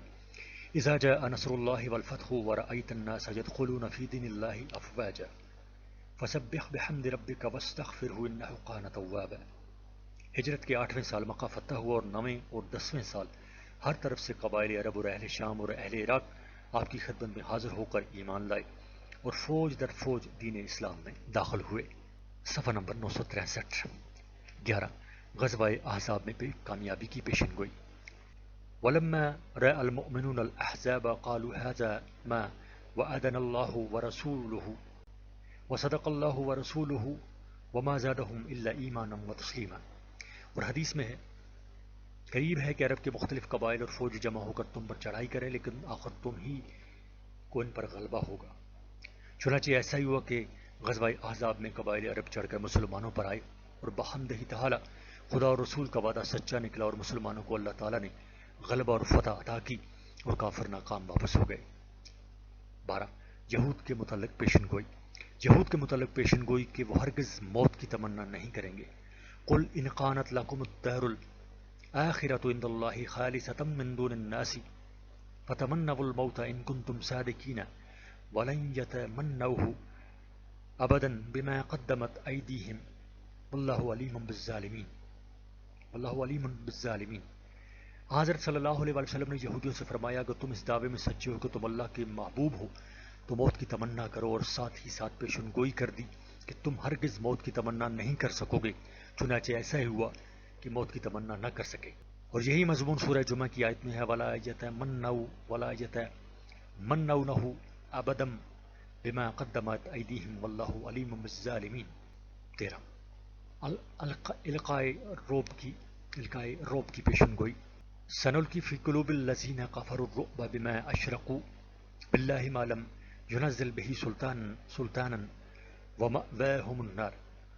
جیسا کہ غزوہ حمراء الاسد میں پیش آیا کہ اللہ نے کافروں کے دل میں ایسا روب ڈالا کہ باوجود یہ کہ احد میں فتح پا چکے تھے مگر پھر بھی ہمت نہ ہوئی۔ اور ایسا ہی غزوہ احزاب میں ہوا جس کی اللہ تعالیٰ نے یوں خبر دی ہے یا ایھا الذین آمنوا اذکروا نعمت اللہ علیکم اذ جاءتکم جنود فارسلنا علیہم ریحا وجنودا لم تروها وکان اللہ بما تعملون بصیرا۔ اور حدیث میں ہے کہ من جانب اللہ میری باد صبا سے مدد کی گئی اور قوم عاد پچھوا ہوا سے ہلاک ہوئی۔ 14 فتنہ ارتداد اور اس کے انسداد کی پیشن گوئی۔ یا ایھا الذین آمنوا من یرتد منکم عن دینہ فسوف یأتی اللہ بقوم یحبهم ویحبونہ اذلۃ علی المؤمنین اعزۃ علی الکافرین یجاہدون فی سبیل اللہ ولا یخافون لومۃ لائم ذلک فضل اللہ یؤتیہ من یشاء واللہ واسع علیم۔ صفحہ نمبر 964۔ اس آیت میں اللہ تعالیٰ نے حضرت صلی اللہ علیہ وسلم کی زمانہ حیات میں پیشن گوئی فرمائی کہ آگے چل کر مسلمانوں میں سے بعض لوگ مرتد ہو جائیں گے، یعنی اسلام سے پھر جائیں گے، تو اس وقت اللہ تعالیٰ نے ان کے مقابلے کے لیے ایسے لوگ کھڑے کرے گا جو ان مرتدوں سے مقابلہ اور مقاتلہ کریں گے، اور وہ مرتدین سے قتال کرنے والے خدا تعالیٰ کے محب اور محبوب ہوں گے۔ چنانچہ صدیق اکبر رضی اللہ تعالیٰ عنہ کے زمانہ میں فتنہ ارتداد پیش آیا، اور بحکم صدیق اکبر رضی اللہ تعالیٰ عنہ صحابہ کرام رضوان اللہ علیہم اجمعین نے مرتدین سے جہاد و قتال کیا اور مرتدین کو شکست دی۔ 15 وفات نبی صلی اللہ علیہ وسلم کی پیشن گوئی۔ اذا جاء نصر اللہ والفتح ورأیت الناس يدخلون فی دین اللہ افواجا فسبح بحمد ربک واستغفرہ انہ کان توابا۔ ابن عباس رضی اللہ تعالیٰ عنہ سے منقول ہے کہ اس صورت میں حضرت صلی اللہ علیہ وسلم کے سفر آخرت کی طرف اشارہ ہے کہ جب اللہ کی نصرت اور فتح آ جائے اور لوگ فوج در فوج اسلام میں داخل ہونے لگے تو سمجھ لیجئے کہ بعثت کا مقصد پورا ہو گیا۔ اب تسبیح و تحمید اور استغفار میں مشغول ہو جائیے اور سفر آخرت کی تیاری کیجیے۔ یہاں تک ان پیشن گوئیوں کا ذکر تھا جو قرآن کریم میں مذکور ہیں۔ اب ہم ان پیشن گوئیوں کا ذکر کرتے ہیں جو حدیث نبویہ صلی اللہ علیہ وسلم میں مذکور ہیں۔ ان پیشن گوئیوں کا بیان جن کا ذکر حدیث میں آیا ہے، صحیحین میں حذیفہ بن الیمان رضی اللہ تعالیٰ عنہ سے مروی ہے کہ ایک بار حضرت صلی اللہ علیہ وسلم نے اپنے واعظ میں قیامت تک پیش آنے والے امور کا ذکر فرمایا۔ یاد رکھا جس نے یاد رکھا، اور بھول گیا جو بھول گیا، اور میرے اصحاب کو بھی اس کی خبر ہے۔ ان میں سے بعض چیزیں ایسی ہیں جو میں بھول گیا، مگر جب ان کو دیکھتا ہوں تو یاد آ جاتی ہیں، یعنی بعد وقوع کو پہچان لیتا ہوں کہ یہ وہی بات ہے کہ جو نبی کریم صلی اللہ علیہ وسلم نے فرمائی تھی۔ جس طرح کسی شخص کی صورت یاد ہو اور وہ غائب ہو جائے، پھر جب اسے دیکھتا ہے تو پہچان لیتا ہے کہ یہ فلاں شخص ہے۔ اب ہم نہایت اختصار کے ساتھ ان چیزوں کو بیان کرتے ہیں جو حضرت صلی اللہ علیہ وسلم نے قبل از وقوع بیان فرمائی، اور بجائے تخریجی حدیث کی حوالہ کتاب پر اکتفا کرتے ہیں تاکہ جس کو تفصیل اور تحقیق درکار ہو وہ اصل کتاب کی مراجعت کر لے۔ خلافت راشدہ کی خبر دی جو بے شمار حدیث سے ثابت ہے۔ خلافت راشدہ کی مدت کی خبر کہ وہ 30 سال ہوئی۔ شیخین کی خلافت کی خبر دی کہ میرے بعد ابو بکر و عمر رضی اللہ تعالی عنہما کا اقتدا کرنا۔ خلافت راشدہ کی بابت بار بار ایسے ارشادات ظاہر ہوئے جس سے خلافت راشدہ کی ترتیب کا پتہ چل جاتا ہے۔ اسلامی سلطنت کی وسعت اور فتوحات عظیمیہ کی خبر دی اور فرمایا کہ میری امت کی سلطنت اتنی وسیع ہوگی جتنی زمین مجھ کو سمیٹ کر دکھلائے گی۔ صفحہ نمبر 965۔ کیسر و کسریٰ کی ہلاکت و بربادی کی خبر دی۔ خلافت راشدہ اور اس کے بعد ملک عزوز کی خبر دی۔ فتح یمن، فتح شام، فتح عراق، فتح مصر، فتح بیت المقدس اور فتح قسطنطنیہ کی پیشن گوئی فرمائی۔ جنگ بدر کے موقع پر جنگ شروع ہونے سے ایک روز پیشتر نام برام مقتولی نے بدر کی خبر دی اور یہ فرمایا کہ فلاں شخص فلاں جگہ قتل ہو کر گرے گا، چنانچہ جو جگہ جس کے لیے فرمائی تھی وہیں گرا۔ ابی بن خلف کے قتل کی خبر دی کہ میں ہی اس کو قتل کروں گا۔ غزوہ خندق کے بعد آپ نے ارشاد فرمایا کہ آج کے بعد قریش ہم پر حملہ آوروں کی جرات نہ کریں گے بلکہ ہم ہی ان پر چڑھائی کریں گے۔ نجاشی کی وفات کی خبر دی۔ غزوہ موتا میں جو امیر لشکر شہید ہوئے، حضور پر نور نے عین وقت شہادت پر تفصیل و ترتیب کے ساتھ ان کی شہادت کی خبر دی۔ مکہ مکرمہ میں قریش کو یہ خبر دی کہ صحیفہ ظالمہ کو جو خانہ کعبہ میں آویزہ ہیں سوائے خدا کے نام کے کیڑوں نے کھا لیا ہے۔ مرض الوفات میں آپ نے فاطمہ رضی اللہ تعالی عنہا کو یہ خبر دی کہ میری وفات کے بعد میرے اہل و عیال میں سب سے پہلے تو آ کر مجھ سے ملے گی۔ حضور پر نور صلی اللہ علیہ وسلم نے اپنے مرض الوفات میں اپنی ازواج مطہرات سے ارشاد فرمایا کہ تم میں سے جو سب سے زیادہ خیرات کرنے والی ہوگی وہ جلد تر مجھ سے آ کر ملے گی۔ چنانچہ ایسا ہی ہوا کہ ازواج مطہرات میں حضرت زینب بنت حجش جو سب سے زیادہ خیرات کیا کرتی تھیں، سب بیویوں سے پہلے ان کی وفات ہوئی۔ حضرت عمر رضی اللہ تعالیٰ عنہ کے حق میں فرمایا کہ یہ شخص فتنہ کا کفل ہے، یعنی جب تک عمر زندہ رہے گا فتنہ بھی مکفل اور مقید رہے گا۔ چنانچہ ایسا ہی ہوا کہ حضرت عمر کے وقت تک مسلمانوں میں کوئی فتنہ اور فساد رونما نہیں ہوا، جب وہ گزر گئے تو فتنہ اور فساد شروع ہوا۔ اور حضرت عثمان اور حضرت علی رضی اللہ تعالیٰ عنہما کی شہادت کی خبر۔ حضرت صلی اللہ علیہ وسلم نے حضرت عثمان غنی کے متعلق خبر دی کہ تم دشمنوں کے بلوے سے شہید ہو گئے اور تمہارے لیے جنت ہوگی، چنانچہ ہو بہو ایسا ہی ظہور پذیر ہوا۔ اور حضرت علی کے متعلق فرمایا کہ بدترین امت تمہارے سر پر ایسی تلوار مارے گا، بدترین امت تمہارے سر پر ایسی تلوار مارے گا جس سے تمہاری داڑھی رنگین ہو جائے گی، چنانچہ ایسا ہی ہوا۔ جنگ جمل کی خبر۔ صفحہ نمبر 966۔ جنگ صفین کی خبر۔ خروج عائشہ صدیقہ رضی اللہ تعالیٰ عنہ کی خبر۔ حضرت عمار کے متعلق آپ نے پیشن گوئی فرمائی کہ تم کو باغی جماعت قتل کرے گی، چنانچہ عمار باغی جماعت کے ہاتھوں شہید ہوئے۔ امام حسین رضی اللہ تعالیٰ عنہ کے متعلق حضرت صلی اللہ علیہ وسلم نے خبر دی کہ اللہ تعالیٰ ان کے ہاتھ پر مسلمانوں کی دو عظیم جماعتوں میں صلح کرائے گا۔ امام حسین رضی اللہ تعالیٰ عنہ کی شہادت کی خبر دی اور امام حسین رضی اللہ تعالیٰ عنہ شہید ہوئے۔ فرمایا کہ میری امت کے لوگ تم کو قتل کریں گے۔ زرقانی جلد 7 صفحہ 219۔ ثابت بن قیس بن شماس کی شہادت کی خبر۔ حضرت عبداللہ بن زبیر رضی اللہ تعالیٰ عنہ کے اطلاع کی خبر۔ عبداللہ بن عباس کے ابو الخلفاء ہونے کی خبر۔ عالم مدینہ کی خبر یعنی امام مالک رحمۃ اللہ علیہ کے ظہور کی خبر۔ عالم قریش کی خبر یعنی امام شافعی رحمۃ اللہ علیہ کے ظہور کی خبر۔ عالم فارس یعنی امام ابو حنیفہ رحمۃ اللہ علیہ کے ظہور کی خبر۔ ہر صدی پر ظہور مجدد کی خبر۔ خروج خوارج کی خبر۔ ظہور روافض کی خبر۔ قدریہ اور مرجیہ کے ظہور کی خبر۔ خروج دجالین یعنی مدعیان نبوت کے خروج کی خبر۔ منکرین حدیث کے خروج کی خبر۔ اسود انسی کے متعلق خبر۔ اسود انسی نے صنعاء میں نبوت کا دعویٰ کیا، آپ نے اس کے قتل کی پیشن گوئی فرمائی اور جس شب میں مارا گیا اسی وقت آپ نے مدینہ میں صحابہ کو خبر دی۔ مختار اور حجاج کے خروج کی خبر۔ شرویہ کے ہاتھ پر پرویز کے مارے جانے کی خبر۔ حضرت عباس جو مال ام فضل کے پاس چھوڑ آئے تھے اس کی خبر۔ صفحہ نمبر 967۔ حضرت عباس اسلام لانے سے پہلے جنگ بدر میں اسیر ہو کر آئے اور ان سے فدیہ طلب کیا گیا تو یہ کہا کہ مجھ میں فدیہ دینے کی طاقت نہیں، تو آپ نے فرمایا کہ وہ مال اور سونا کہاں ہے جو تم مکہ سے چلتے وقت رات کو ام فضل کے پاس رکھائے ہو، اسے دے کر آزاد ہو جاؤ، حالانکہ اس کی کسی کو خبر نہ تھی۔ اور فتح نے زلازل، اشراط ساعت، خروج دجال، طلوع شمس سے از مغرب، خروج دابت الارض اور خروج نار کی خبر۔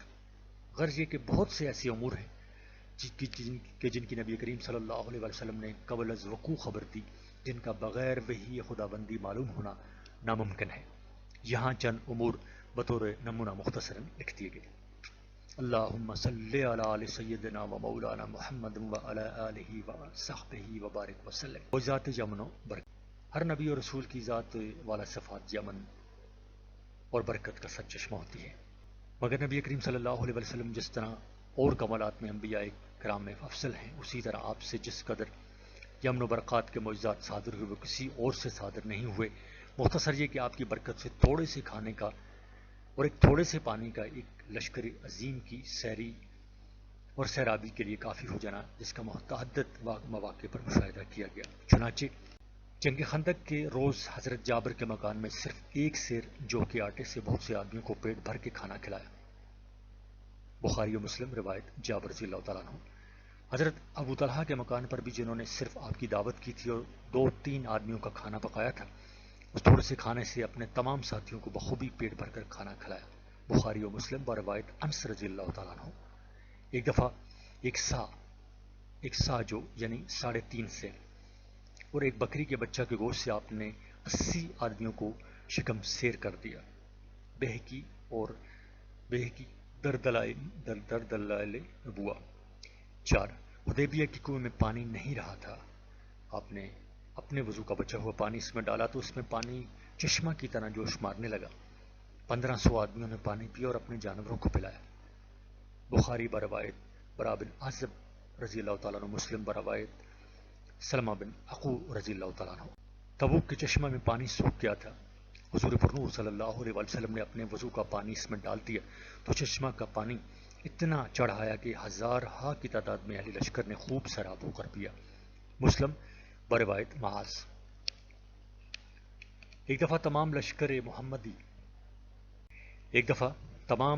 محمدی پیاس سے بےتاب ہو گیا تو حضور پرنور صلی اللہ علیہ وسلم نے ایک چھوٹے سے پیالے جس میں آپ کا ہاتھ اچھی طرح پھیل نہیں سکتا تھا پہ اپنا دست مبارک رکھ دیا تو آپ کی انگلیوں سے پانی پھوٹنے لگا، جس سے تمام لشکر نے پانی بھی پیا اور وضو بھی کیا۔ بخاری و مسلم بروایت انس رضی اللہ تعالیٰ عنہ۔ سفر نمبر 968۔ ایک دفعہ آپ کے پاس ایک دودھ کا پیالہ لایا گیا، آپ نے ابو ہریرہ رضی اللہ تعالیٰ عنہ کو حکم دیا کہ سب اہل صفہ کو بلا لاؤ، جو 70-80 آدمی تھے، سب کے سب ایک پیالہ دودھ سے سیراب ہو گیا اور دودھ کا پیالہ اسی طرح باقی رہا۔ حضرت صلی اللہ علیہ وسلم نے جب حضرت زینب سے نکاح کیا تو حضرت انس رضی اللہ تعالیٰ عنہ کی والدہ ام سلیم نے تھوڑا سا کھانا پکا کر آپ کی خدمت میں بھیجا۔ آپ نے بہت سے صحابہ کو مدعو کر لیا اور حکم دیا کہ 10 آدمی بیٹھ جائیں اور کھانا شروع کر دیں۔ تقریباً 300 آدمی سیر ہو گئے اور کھانا پہلے سے زیادہ تھا۔ استجابت دعا۔ من جملہ معجزات کے ایک قسم معجزہ کی یہ ہے کہ آپ نے جس کے حق میں جو دعا فرمائی وہ قبول ہوئی۔ اس قسم کے معجزات کو معجزات سیف اللسانی بھی کہتے ہیں۔ سیف زبان اصطلاحی طور پر اس کو کہا جاتا ہے کہ جس کی زبان سے جو کچھ نکل جائے ویسا ہی ہو جائے اور کسی طرح بھی ٹالے نہ ٹلے۔ یہ خدا کے برگزیدہ اور موید من اللہ ہونے کی علامت ہے کہ خدا تعالیٰ ان کی زبان سے جو کہلوا دیتا ہے وہ جوں کا تو ہو کر رہتا ہے۔ اور حضرت صلی اللہ علیہ وسلم کی زبان درفشاں کا کیا کہنا، جو فرمایا تھا وہ پتھر کی لکیر ہو گیا، اور جس شخص کی نسبت جو کلمہ آپ کی زبان مبارک سے نکل گیا وہ بالکل ویسے کا ویسا ہو کر رہا۔ حضرت انس رضی اللہ تعالیٰ عنہ کے لیے دعا فرمائی جو بہت مفلس تھے، آپ کی دعا سے بڑے دولت مند ہو گئے۔ عبد الرحمن رضی اللہ تعالیٰ بن عوف سے آپ کی دعا سے اس قدر مالدار ہو گئے کہ لاکھوں کے مالک ہو گئے۔ حضرت سعد کے لیے حضور پرنور صلی اللہ علیہ وسلم نے دعا کی کہ اللہ سعد کو مستجاب الدعوات بنا دے، چنانچہ سعد جو دعا کرتے وہ قبول ہو جاتی۔ صرافہ نے بوقت ہجرت آپ کا تعاقب کیا اور آپ کے نزدیک پہنچ گیا۔ آپ نے دعا کی کہ اللہ اس کا گھوڑا زمین میں دھس جائے۔ اسی وقت فی الفور گھٹنوں تک گھوڑا اس کا دھس گیا۔ پھر جب اس نے ایمان قبول کیا تو آپ نے دعا کی، اسی وقت گھوڑا زمین سے نکل آیا۔ عبداللہ بن عباس کے لیے بچپن میں آپ نے علم و حکمت کی دعا کی، جس کا اثر یہ ہوا کہ علم و حکمت کے چشمے آپ کی زبان سے جاری ہو گئے۔ ابو ہریرہ رضی اللہ تعالیٰ عنہ کے لیے حافصہ کی دعا کی، جس کا اثر یہ ہوا کہ اس کے بعد ابو ہریرہ رضی اللہ تعالیٰ عنہ نے جو سنا اس میں سے کوئی چیز نہیں بھولے۔ ابو ہریرہ رضی اللہ تعالیٰ عنہ کی والدہ کے لیے ہدایت کی دعا فرمائی، اللہ تعالیٰ نے ان کو ہدایت نصیب کی۔ ایک مرتبہ حضرت صلی اللہ علیہ وسلم کسی کے گھر تشریف لے گئے اور سب پر ایک چادر ڈال کر دعا کی۔ اس دعا پر دروازہ کی دہلیز نے اور گھر کی دیواروں نے آمین کہی اور 3 مرتبہ کہی۔ قریش نے جب آپ کی سخت مخالفت کی تو آپ نے ان کے حق میں بد دعا کی کہ اللہ ان پر قحط نازل فرما، چنانچہ آپ کی دعا سے قریش پر قحط نازل ہوا۔ صفحہ نمبر 969۔ مدینہ منورہ میں قحط پڑا۔ جمعہ کے خطبہ میں ایک شخص نے کھڑے ہو کر درخواست کی کہ یا رسول اللہ بارش کے لیے دعا فرمائیے۔ آپ نے ہاتھ اٹھا کر دعا کی، اسی وقت پانی برسنا شروع ہو گیا۔ معجزات شفائی امراض۔ خیبر میں حضرت علی مرتضیٰ کی آنکھیں دکھنے آ گئیں۔ آپ نے اپنا لحاف مبارک ان پر لگایا، فوراً اسی وقت صحیح سلامت ہو گئیں اور پھر کبھی دکھنے نہیں آئیں۔ بخاری شریف پر روایت۔ ابن مسعود اس قسم کے معجزات کی تفصیل شرح شفائی قاضی اجاز اور شرح مواہب میں دیکھیں۔ قتادہ بن النعمان کی آنکھ نکل کر گر پڑی۔ آپ نے اپنے دست مبارک سے ان کی آنکھ کے ڈھیلا کو اپنی جگہ پر رکھ دیا تو وہ آنکھ ایسی صحیح سلامت اور خوشنما ہو گئی کہ ویسی دوسری آنکھ بھی نہ تھی۔ عبداللہ بن عتیق جب ابو رافع کو قتل کر کے واپس آنے لگے تو زینہ سے اترتے ہوئے گر پڑے اور ٹانگ ٹوٹ گئی۔ آپ نے اپنا دست مبارک پھیرا، فوراً ایسی اچھی ہو گئی گویا کہ کبھی ٹوٹی ہی نہ تھی۔ غار ثور میں حضرت صدیق اکبر رضی اللہ تعالیٰ عنہ کو سانپ نے ڈس لیا تھا تو آپ نے لحاف دہان لگا دیا، اسی وقت شفا ہو گئی۔ ایک نابینا آپ کی خدمت میں حاضر ہوا، آپ نے اس کو ایک خاص دعا بتلائی اور فرمایا کہ وضو کر کے 2 رکعت نماز پڑھو اور میرے وسیلہ سے یہ دعا مانگو، اللہ تعالیٰ تمہاری حاجت پوری کرے گا۔ اس نابینا نے اسی طرح دعا مانگی۔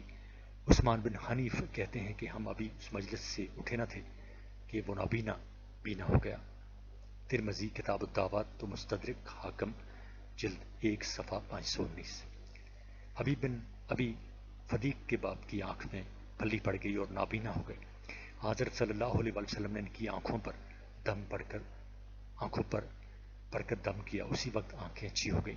طبرانی بہقی اور ابن ابی شیبہ۔ حجۃ الوداع میں ایک عورت اپنے بچہ کو لے کر آپ کی خدمت میں حاضر ہوئی جو گونگا تھا، اور عرض کیا کہ یہ بچہ بولتا نہیں۔ آپ نے پانی منگایا اور ہاتھ دھویا اور کلی کی اور یہ فرمایا کہ یہ پانی اس بچوں کو پلاؤ اور کچھ اس پر چھڑک دو۔ دوسرے سال وہ عورت آئی تو وہ بچہ بالکل اچھا ہو گیا تھا اور بولنے لگا تھا۔ سنن ابن ماجہ باب النشرہ۔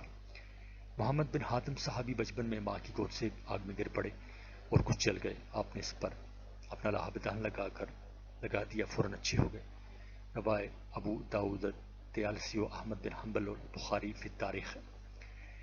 ابو ہریرہ رضی اللہ تعالیٰ عنہ نے اپنے حافظہ کی شکایت کی کہ آپ سے جو سنتا ہوں بھول جاتا ہوں۔ آپ نے فرمایا اپنی چادر پھیلاؤ، پھر آپ نے اس میں اپنی 2 لپوں سے کچھ ڈالا اور فرمایا کہ اس کو اپنے سینے سے لگا لو۔ ابو ہریرہ کہتے ہیں کہ میں نے ایسے ہی کیا، اس کے بعد کوئی بات نہیں بھولا۔ صفحہ نمبر 970۔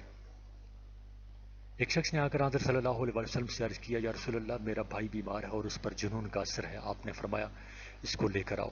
جب وہ لایا گیا تو آپ نے قرآن کریم کی متعدد صورتیں پڑھ کر اس پر دم کی، اسی وقت وہ اچھا ہو گیا اور جنون کا کوئی اثر نہ رہا۔ فتل کا عشرۃ کاملہ۔ غرض کے شفائی امراض کے متعلق اور بھی حضور پر نور کے بہت سے معجزات ہیں جن پر آپ نے پڑھ کر دم کیا یا لعاب دہن لگایا یا ہاتھ پھیر دیا، وہ فوراً اچھا ہو گیا۔ احیاء موتیٰ۔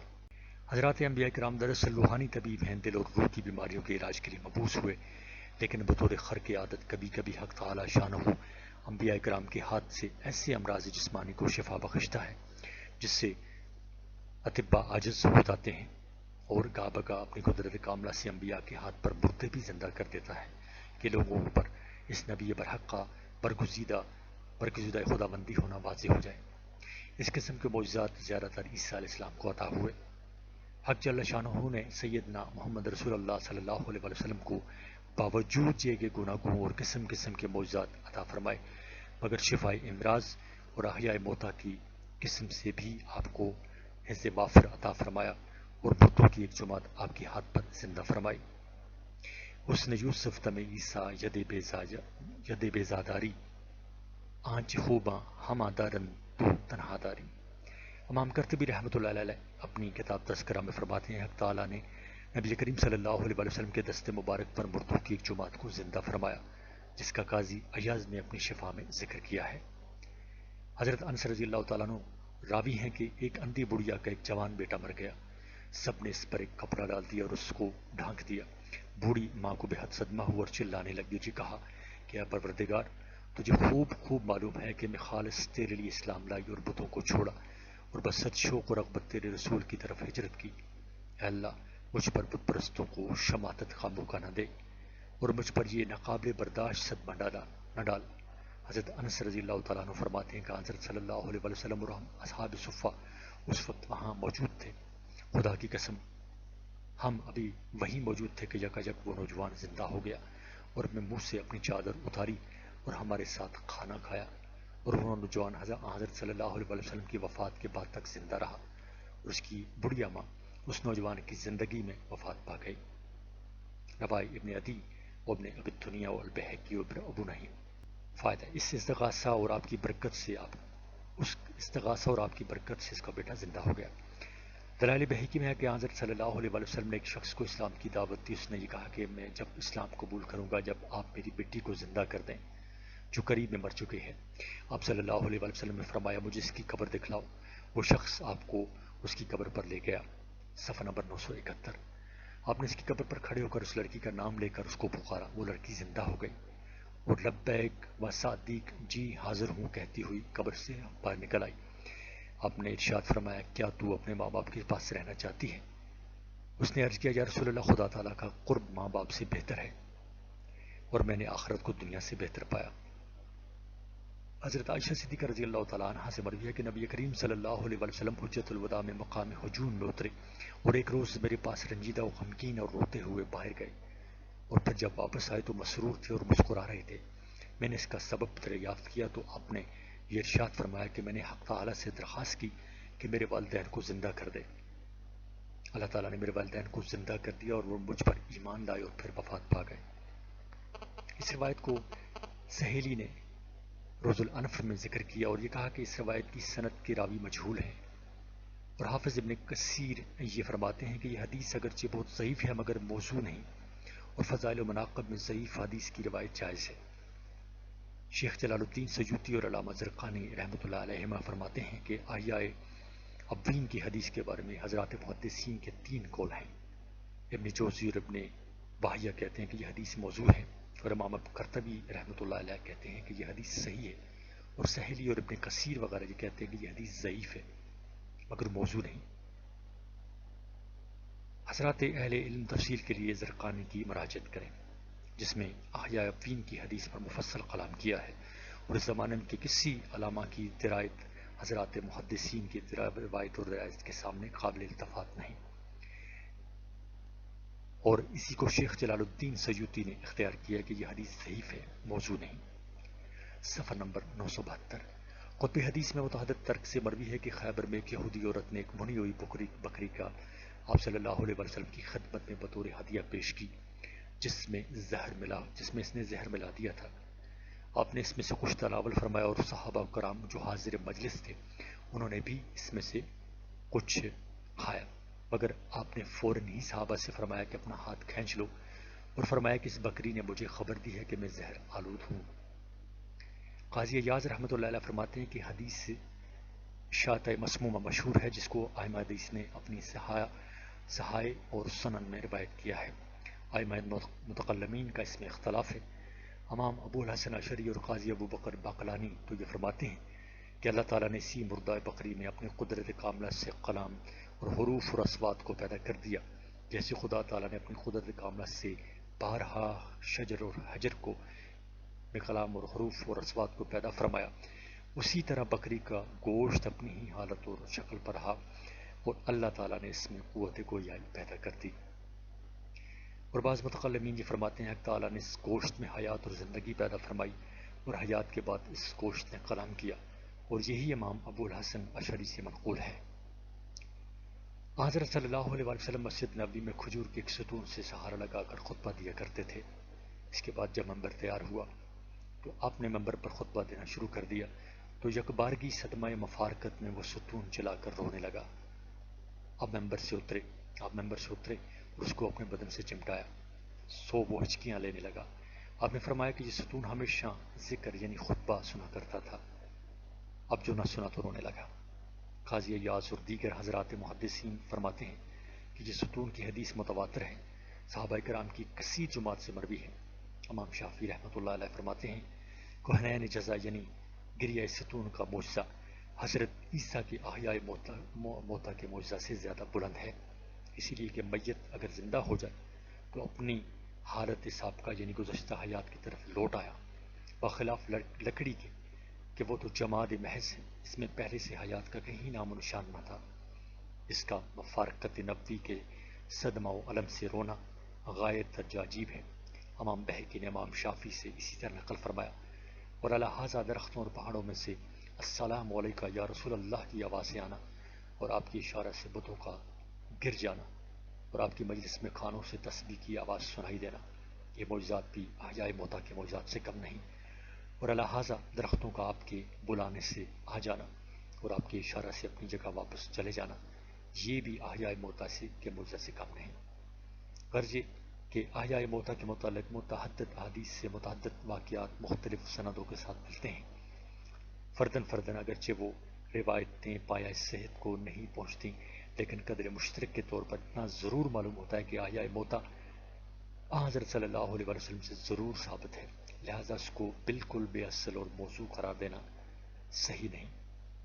معجزات عیسوی، حضرت عیسیٰ علیہ السلام کے معجزات میں سب سے بڑا معجزہ وہ ہے جسے قرآن کریم نے بیان کیا ہے، وَنُفِخَ فِيهِ فَيَكُونَ طَيْرًا بِإِذْنِ اللَّهِ، یعنی آپ گیلی مٹی لیتے اور اس سے چڑیا کا پتلا بناتے، پھر اس میں پھونک مارتے تو وہ بحکم خدا چڑیا بن جاتا تھا۔ عزیز طلبہ، یہ آڈیو ریکارڈنگ آپ کے لیے ہیومینیٹیرین ڈیولپمنٹ آرگنائزیشن ایبٹ آباد کے ذریعے اہتمام کی گئی۔ ہیومینیٹیرین ڈیولپمنٹ آرگنائزیشن ایبٹ آباد 2011 سے اپنی مدد آپ کے تحت صحت، تعلیم اور معاشی خود مختاری کے شعبوں میں بہتری کے لیے کوشاں ہے۔ ادارہ نے نہ صرف خیبر پختونخوا بلکہ ملک بھر کے نابینا طلباء کی تعلیمی مشکلات اور رکاوٹوں کو دور کرنے کے لیے FA تا ماسٹرز لیول کی نصابی کتب اور کورسز، جن میں علامہ اقبال اوپن یونیورسٹی کے کورسز بھی شامل ہیں، کو آڈیو ریکارڈنگ میں منتقل کرنے کا اہتمام کیا ہے، تاکہ نابینا طلباء اعلیٰ تعلیم تک رسائی حاصل کر کے ملک و قوم کی ترقی اور خوشحالی میں اپنا بھرپور کردار ادا کر سکیں۔ یہ تمام آڈیو ریکارڈنگز نابینا طلباء کو بالکل مفت فراہم کی جا رہی ہیں۔ نابینا طلباء کے علاوہ دیگر طلباء بھی اس تعلیمی سہولت سے استفادہ کر سکتے ہیں۔ ہیومینیٹیرین ڈیولپمنٹ آرگنائزیشن ایبٹ آباد، ای میل HDOATD@gmail.com، ویب سائٹ HDORG.net، رابطہ نمبر 03459541 یعنی 0345 95 41 838۔ صفحہ نمبر 973۔ روایت کیا جاتا ہے کہ یہ مٹی کی چڑیا کچھ دور تک اڑتی، پھر مر کر گر پڑتی تاکہ اصلی چڑیا اور اس کے اعجازی چڑیا میں فرق ہو جائے، مگر یہ معجزہ چاروں انجیلوں میں مذکور نہیں۔ اس کے بعد احیاء موتا کا معجزہ ہے، جو چڑیا کا معجزہ سے ذرا کم ہے، کیونکہ جو مردہ حال ہی میں مرا ہے، اس میں حسب سابق زندگی کا لوٹ آنا اتنا عجب نہیں جتنا کہ مٹی کے پتلے کا چڑیا بن جانا عجیب ہے۔ اور احیاء موتا کے بعد شفاء مرضى یعنی بیماروں کی اچھا کر دینے کا معجزہ ہے، اور شفاء مرضى سے اتر کر مکاشفات ہیں جن کو حق تعالیٰ نے وَأُنَبِّئُكُم بِمَا تَأْكُلُونَ وَمَا تَدَّخِرُونَ سے بیان کیا ہے، یعنی تم کو خبر دے دوں گا کہ تم کیا کھاتے ہو اور اپنے گھروں میں کیا ذخیرہ جمع کرتے ہو۔ یہ معجزہ حضرت مسیح کے ساتھ مخصوص نہیں، دیگر انبیاء بنی اسرائیل نے بھی بہت سے اہم آئندہ امور کی قبل از وقوع خبر دی ہے، جیسے کہ قرآن کریم میں رومیوں کے غلبہ کی خبر 7-8 سال پہلے دی گئی، اور خیبر اور فتح شام و عراق کی خبر دی گئی۔ نصارہ نے حضرت مسیح کے کل 27 معجزے بیان کیے ہیں، جن میں سب سے بڑا معجزہ مردوں کو زندہ کرنے کا ہے، اور یہ معجزہ انجیلی روایات کی بنا پر صرف 3 بار پیش آیا۔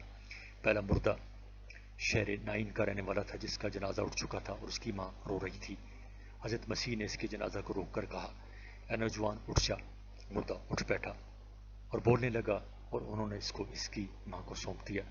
سب پر دہشت طاری ہو گئی اور کہنے لگے کہ یہ بڑا نبی ہے جو ہم میں اٹھا ہے۔ دوسرا واقعہ ایک مردہ لڑکی کے زندہ کرنے کا ہے جو انجیل متی باب 9 درس 18 تا 24 میں مذکور ہے۔ تیسرا واقعہ آپ کے محبوب لحظر کو زندہ کرنے کا ہے جو آپ کی چہیتی مریم کا بھائی تھا، جسے مرے ہوئے اور دفن ہوئے 4 دن ہو چکے تھے۔ حضرت مسیح تشریف لائے اور با آواز بلند پکارا، اے لحظر نکل آ۔ جو مر گیا تھا وہ کفن سے ہاتھ پاؤں بندھے ہوئے باہر نکل آیا، اس کا چہرہ رومال سے لپٹا ہوا تھا۔ یسوع نے ان سے کہا، اسے کھول کر جانے دو۔ یہ واقعہ انجیل یوحنا میں مذکور ہے۔ یہود ان معجزات کی بابت کہتے ہیں کہ یہ 3 شخص حقیقت میں مرے نہیں تھے بلکہ سکتہ کی حالت میں تھے۔ بسا اوقات ایسی حالت میں شدید بے ہوش کو مردہ سمجھ لیا جاتا ہے۔ یہی وجہ ہے کہ متمدن حکومتوں میں اس وقت تک دفن کی اجازت نہیں ہوتی جب تک مستند ڈاکٹر موت کی شہادت نہ لکھتے۔ اہل اسلام یہ کہتے ہیں کہ ہم حضرت مسیح کے احیاء موتیٰ کے معجزہ کو قرآن و حدیث کی شہادت کی بنا پر مانتے ہیں، ورنہ علماء نصارہ کے پاس کوئی سلسلہ اسناد نہیں کہ جس کے ذریعہ کوئی متصل اسناد پیش کر سکیں، بخلاف معجزات محمدیہ کے کہ وہ تمام اسانید صحیحہ اور متصلہ اور مسلسلہ کے ساتھ منقول اور مروی ہیں، اور جو روایتیں مرسل طریقہ پر یا ضعیف طریقے سے مروی ہیں وہ دلیل یہ ہے وہ متعدد سندوں کے ساتھ مروی ہیں، اور ظاہر ہے کہ ایک شے کا متعدد طریقوں اور مختلف راویوں سے منقول ہونا یہ اس امر کی دلیل ہے کہ یہ روایت بے اصل نہیں۔ تعدد ترک سے روایت میں ایک گنا قوت آ جاتی ہے جو بسا اوقات اس کو صحیح اور حسن کے درجے تک پہنچا دیتی ہے، اور یہود و نصارہ کے یہاں نہ سلسلہ اسناد ہے اور نہ علم رجال ہے، اس لیے بائبل میں جن واقعات کی روایت کی گئی ہے وہ کوئی وزن نہیں رکھتی۔ صفحہ نمبر 974۔ مقصد نبوت۔ تمام علماء اہل کتاب کا اس پر اجتماع ہے کہ اور اتفاق ہے کہ اللہ تعالیٰ نے اپنے برگزیدہ بندوں کو دنیا میں نبی اور پیغمبر بنا کر بھیجا اور ان پر وحی نازل کی تاکہ وہ انسانوں کو حق کی طرف رہنمائی کریں اور ان کو دائمی نجات حاصل کرنے کا طریقہ بتلائیں۔ بس جن بنا پر علماء اہل کتاب انبیاء بنی اسرائیل کی نبوت کے قائل ہیں وہی محمد رسول اللہ صلی اللہ علیہ وسلم میں بھی موجود ہیں، بلکہ آپ میں خصائص نبوت اور دلائل رسالت تمام انبیاء سے زیادہ صاف اور روشن ہیں، اور روایت کے لحاظ سے سب سے زیادہ صحیح اور شہادت کے شبہات سے غائب درجہ بعید بلکہ پاک اور منزہ ہیں۔ نبوت اور رسالت کا سب سے عام اور اعظم پہلو دینی عقائد اور عبادات اور آداب و اخلاق اور احکام و معاملات کا معاملہ ہے۔ دوسرا پہلو دلائل نبوت اور براہین رسالت یعنی معجزات کا ہے۔ تیسرا پہلو پیشن گوئیوں کا ہے۔ چوتھا پہلو اصلاح عالم کا ہے۔ پانچواں پہلو عصر ہدایت کا ہے، اور حضرت صلی اللہ علیہ وسلم ان پانچوں باتوں میں تمام انبیاء و مرسلین سے بڑھ کر ہیں۔ نصارہ کی گمراہی کا سبب۔ حق تعالی شانہ نے جس طرح دیگر انبیاء کرام کو آیات بینات اور معجزات عطا کیے تاکہ ان کی نبوت اور رسالت کی سند اور دلیل بنے، اسی طرح حضرت عیسیٰ علیہ السلام کو بھی بہت سے خوارق عادات سے سرفراز فرمایا۔ نصارہ حضرت عیسیٰ کی نشانیوں کو دیکھ کر یہ سمجھے کہ یہ نشانیاں خود حضرت عیسیٰ کی قدرت سے پیش آئی ہیں، اور ان کی یہ قدرت عین قدرت الہی ہے۔ اس لیے ان نادانوں نے یہ سمجھ لیا کہ معاذ اللہ حق تعالی حضرت مسیح میں حلول کرایا ہے اور ان کے ساتھ متحد ہو گیا ہے، اور وہ اور خدا ایک ہیں۔ جیسے مسلمانوں میں جو لوگ اولیاء اللہ کے بارے میں غلو کرتے ہیں وہ اپنی ضرورتوں اور مصیبتوں میں اولیاء اللہ کو پکارتے ہیں اور یہ سمجھتے ہیں کہ ان عباد صالحین کو اس قسم کے تصرف کا اختیار ہے کہ جس کو چاہے نفع یا ضرر پہنچائے۔ اس قسم کے لوگ اگرچہ ان عباد الصالحین کو معبود اور خدا نہیں سمجھتے بلکہ ان حضرات کو خدا کا بندہ ہی سمجھتے ہیں، اور اسی وجہ سے یہ لوگ دائرہ اسلام سے خارج نہیں۔ مگر بھائییں، ہمارے نصرانیت اور شرک سے مشابہت ضرور ہے، اور ان لوگوں کا یہ فعل اگرچہ شرک اور اعتقادی اور ملت نہ ہو مگر شرک کے عملی ہونے میں کوئی شبہ نہیں۔ حضرات انبیاء حق تعالی شانوں کے برگزیدہ بندے ہوتے ہیں، ان کی بعثت کی غرض و قائد یہ ہوتی ہے کہ لوگوں کو معرفت اور عبادت الہی کی راہیں دکھائیں اور ان کے اخلاق و اعمال کی اصلاح و تزکیہ کریں، اور ان کی آیات بینات اور خوارق عادات جو ان کے ہاتھوں پر ظاہر ہوتے ہیں وہ ان کی نبوت اور رسالت کے دلائل و براہین ہوتے ہیں۔ نصارہ حیارہ نے ان معجزات کو دلائل الوہیت سمجھ لیا اور یہ نہ سمجھا کہ یہ معجزات حضرات انبیاء کے اختیاری فعل نہیں بلکہ قدرت خداوندی کے کرشمے ہیں، جو من جانب اللہ انبیاء کرام کی فضیلت اور برتری ظاہر کرنے کے لیے محض خدا تعالیٰ کی قدرت اور ارادہ سے انبیاء کرام کے ہاتھوں پر ظاہر ہو رہے ہیں۔ صفحہ نمبر 975۔ انبیاء کی قدرت اور ارادہ کو ان کی صدور و ظہور میں کوئی دخل نہیں۔ حق تعالیٰ نے پیغمبروں کو کائنات میں تصرف کرنے کی کوئی ذاتی قوت اور قدرت نہیں بخشی کہ جو چاہیں کر ڈالیں، حتیٰ کہ اپنے قریبی رشتہ داروں اور باپ اور بیٹے کو بھی ہدایت بخشنے کی قدرت ان کو نہیں کہ جس کو چاہیں ہدایت کی راہ پر لے آئیں۔ نوح علیہ السلام اپنے بیٹے کی ہدایت پر اور ابراہیم علیہ السلام آزر یعنی اپنے والد کی ہدایت پر قادر نہ ہوئے، اور حضرت صلی اللہ علیہ وسلم کو یہ قدرت نہ ہوئی کہ اپنے چچا ابو طالب اور ابو لہب کو ہدایت پر لے آئیں، یہاں تک کہ یہ آیت نازل ہوئی انک لا تہدی من احببت ولکن اللہ یہدی من یشاء۔ تحقیق ہدایت آپ کے اختیار میں نہیں کہ جس کو چاہیں ہدایت دیں، لیکن اللہ تعالیٰ جس کو چاہتا ہے اس کو ہدایت بخشتا ہے۔ حتیٰ کہ انبیاء کرام اپنے نفع و ضرر کے مالک بھی نہیں۔ بسا اوقات انبیاء کرام کو اپنے دشمنوں سے طرح طرح کی تکلیفیں اور مصیبتیں پہنچی مگر وہ اپنی ذات سے اور مصیبتوں اور تکلیفوں کو دور نہ کر سکے، حتیٰ کہ قتل بھی ہو گئے۔ اسی وجہ سے ارشاد ہے قل انی لا املک لکم ضرا ولا رشدا، آپ کہہ دیجئے کہ میں تمہارے لیے نہ کسی نقصان کا مالک ہوں نہ کسی ہدایت کا مالک ہوں۔ اور اسی قسم کی بے شمار آیتیں قرآن کریم میں موجود ہیں کہ خدا تعالیٰ کے سوا کوئی نفع اور ضرر کا مالک نہیں، لہذا جو ذات نفع و ضرر کی مالک نہ ہو وہ قابل عبادت اور لائق پرستش نہیں۔ حضرت صلی اللہ علیہ وسلم کے بعد خلفائے راشدین کا دور حکومت آیا جنہوں نے کیسر و کسریٰ کی سلطنتیں الٹ ڈالی اور آدھا قرۂ دین اور آدھا قرۂ زمین فتح کر ڈالا۔ فتح کے بعد شرک اور ظلم کا کلا کما کر دیا اور بد اخلاقیوں اور بے حیائیوں سے زمین کو پاک کر ڈالا اور توحید اور دین الہی اور عدل و انصاف کو پھیلا دیا، یہاں تک کہ یہ حضرات رحم اور عدل میں، تدبیر اور عقل میں ضرب المثل ہو گئے۔ اور اس کے برعکس نصارہ کی حکومتوں کو دیکھیے جنہوں نے بجائے توحید کی تسلیث کا علم بلند کیا اور شراب نوشی اور شہوت پرستی اور قسم قسم کی بد اخلاقیوں اور بے حیائیوں کا دروازہ کھول دیا۔ جیسا کہ دنیا کے سامنے ہے دین کے 3 بنیادی اصول۔ دین کے بنیادی اصول 3 ہیں جن کو لے کر تمام پیغمبر آئے اور جن پر انسان کی شہادت کا دار و مدار ہے: توحید، رسالت، قیامت۔ حضرت صلی اللہ علیہ وسلم کی بعثت سے پہلے تمام عالم گمراہی میں مبتلا تھا۔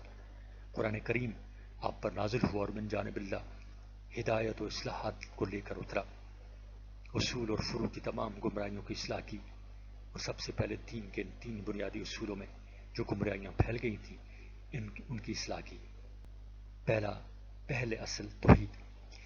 دین کی سب سے پہلی اور سب سے بڑی اصل توحید ہے، جس کے بارے میں تمام قومیں گمراہ ہوئیں۔ مجوس تو 2 خدا کے قائل ہوئے اور مشرکین بت پرستی میں مبتلا ہوئے۔ صفحہ نمبر 976۔ یہود باوجود یہ کہ انبیاء کرام کی تعلیمات اور ہدایت سے واقف تھے مگر وہ بھی توحید کے بارے میں گمراہ ہوئے۔ اپنی گمراہی سے خدا تعالیٰ کو انسان جیسا بنا دیا کہ جو تھک بھی جاتا ہے اور انسان کے پیدا کرنے پر نادم اور پشیمان بھی ہوتا ہے، اور خدا کی اسرائیل سے کشتی بھی ہوئی۔ خدا اسرائیل کی گرفت سے اس وقت تک باہر نہ نکل سکا جب تک اسے برکت نہ دے دی۔ نصارہ کھلم کھلا شرک کا شکار ہوئے، تسلیث کا مشرکانہ عقیدہ ایجاد کیا۔ قرآن کریم توحید کی تعلیم اور شرک و تسلیث کے ابدال سے بھرا پڑا ہے۔ دوسری اصل اعتقاد نبوت ہے۔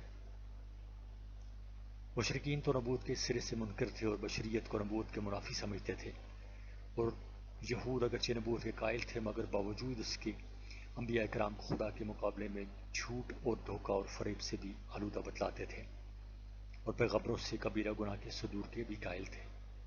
نیز یہود نبوت کو بنی اسرائیل کی حد تک محدود رکھتے تھے اور یہ کہتے تھے کہ منصب نبوت نبی بنی اسرائیل کے لیے خاص کر دیا گیا ہے۔ معاذ اللہ، خدا تعالیٰ اپنی پیغمبری کے لیے سوائے بنی اسرائیل کے کسی اور کو منتخب نہیں کر سکتا۔ یہودیوں کی طرح عیسائیوں کا بھی یہ عقیدہ تھا کہ نبوت صرف بنی اسرائیل میں محدود ہے اور حضرت مسیح اور ان کے حواریوں کے سوا کسی اور نبی کو معصوم نہیں سمجھتے تھے، اور عیسائی لوگ یہودیوں کے برعکس حضرت مسیح کی الوہیت اور ابنیت کے قائل تھے۔ قرآن کریم نے جا بجا مشرکین اور یہود اور نصارہ کے عقائد نبوت کے بارے میں کامل اصلاح کی۔ تیسری اصل عقیدہ قیامت ہے، اعتقاد جزا و سزا۔ دین کی تیسری اصل جو میں آخرت پر ایمان اور اعمال پر جزا اور سزا اور حساب ہونے کا یقین کرنا۔ مشرکین اور بت پرست قیامت کی سختی سے منکر تھے اور جزا و سزا کے قائل نہ تھے۔ جزا و سزا کے مسئلہ میں عیسائیوں کو یہ غلطی پیش آئی کہ انہوں نے فدیہ ہو جانے والے نجات دہندہ کا عقیدہ قائم کر لیا۔ وہ یہ کہتے ہیں کہ نجات دینے والا خود فدیہ بن کر انسانوں کو ان کے گناہوں کی سزا سے بچا لے گا۔ یہودیوں کا ذہن یہ ہے کہ خدا تعالیٰ دنیا اور آخرت میں صرف بنی اسرائیل کا طرفدار ہے اور جنت بنی اسرائیل کے ساتھ مخصوص ہے۔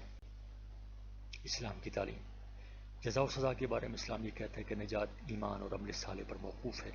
ایمان اور کفر پر جو جزا و سزا ملے گی اس میں کسی قوم کو کسی قوم پر ترجیح نہ دی جائے گی، بلکہ غایت درجہ عدل و انصاف کے ساتھ ایمان اور نیکیوں پر ثواب اور کفر اور برائیوں پر عطاب ہوگا۔ سزا میں عدل پورا ہوگا کہ ایک بدی اور ایک گناہ کا بدلہ ایک ہی ملے گا، اور جزا و انعام میں عدل کے ساتھ احسان اور لطف و کرم غالب ہوگا۔ ایک نیکی کا ثواب 10 گنا ملے گا، اور خدا چاہے گا تو اور بھی اضافہ کر دے گا۔ صفحہ نمبر 977۔ قرآن کریم نے اس مسئلہ کو عجیب انداز سے بیان کیا اور بار بار دہرایا، اور ہر جگہ دلکش اور دل آویز دلائل اور براہین سے اس کو خوب دل نشین کر دیا ہے اور بے شمار دلائل سے اس کو ثابت کیا ہے۔ افا حسبتم انما خلقناکم عبثا وانکم الینا لا ترجعون، کیا تم یہ خیال کرتے ہو کہ ہم نے تم کو بیکار اور بے فائدہ بنایا ہے؟ ایحسب الانسان ان یترک سدی الم یکن نطفة من منی یمنی ثم کان علقة فخلق فسوی فجعل منه الزوجین الذکر والانثی الیس ذلک بقادر علی ان یخرج الموتى، اور کیا یہ خیال کرتے ہو کہ تم ہماری طرف واپس نہیں لائے جاؤ گے؟ کیا انسان یہ گمان کرتا ہے کہ وہ محمل اور بے قید چھوڑ دیا جائے گا؟ کیا انسان منی کی ایک بوند نہ تھا، پھر خون بستہ ہوا، پھر اس کو اللہ نے صحیح سالم بنایا، پھر انسان کی 2 قسمیں بنائیں، ایک نر اور ایک مادہ۔ بس کیا وہ خدا جس نے اپنی قدرت سے یہ سب کچھ بنایا اس پر قادر نہیں کہ مردوں کو دوبارہ زندہ کرے اور زندہ کر کے ان سے حساب و کتاب لے؟ فلاسفہ قیامت کے تو قائل ہیں، مگر صرف روحانی قیامت کے قائل ہیں، جسمانی قیامت کے قائل نہیں، اور اسلام روح و جسم کے ساتھ دوسری زندگی کی تعلیم دیتا ہے۔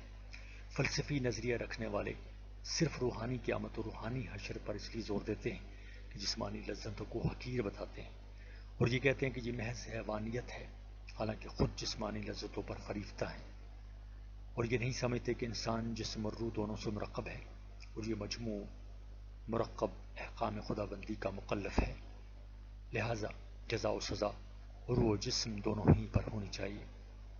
بس جو دین ہر پہلو سے کامل اور مکمل ہو اور اصول و فروع کے اعتبار سے معقول اور مدلل ہو، وہی دین کامل ہے جس کی اتباع سے خدا تعالیٰ تک رسائی ہو سکتی ہے۔ کما قال تعالیٰ الیوم اکملت لکم دینکم واتممت علیکم نعمتی ورضیت لکم الاسلام دینا، وقال تعالیٰ ان الدین عند اللہ الاسلام ومن یتبع غیر الاسلام فلن يقبل منه وهو في الآخرة من الخاسرین۔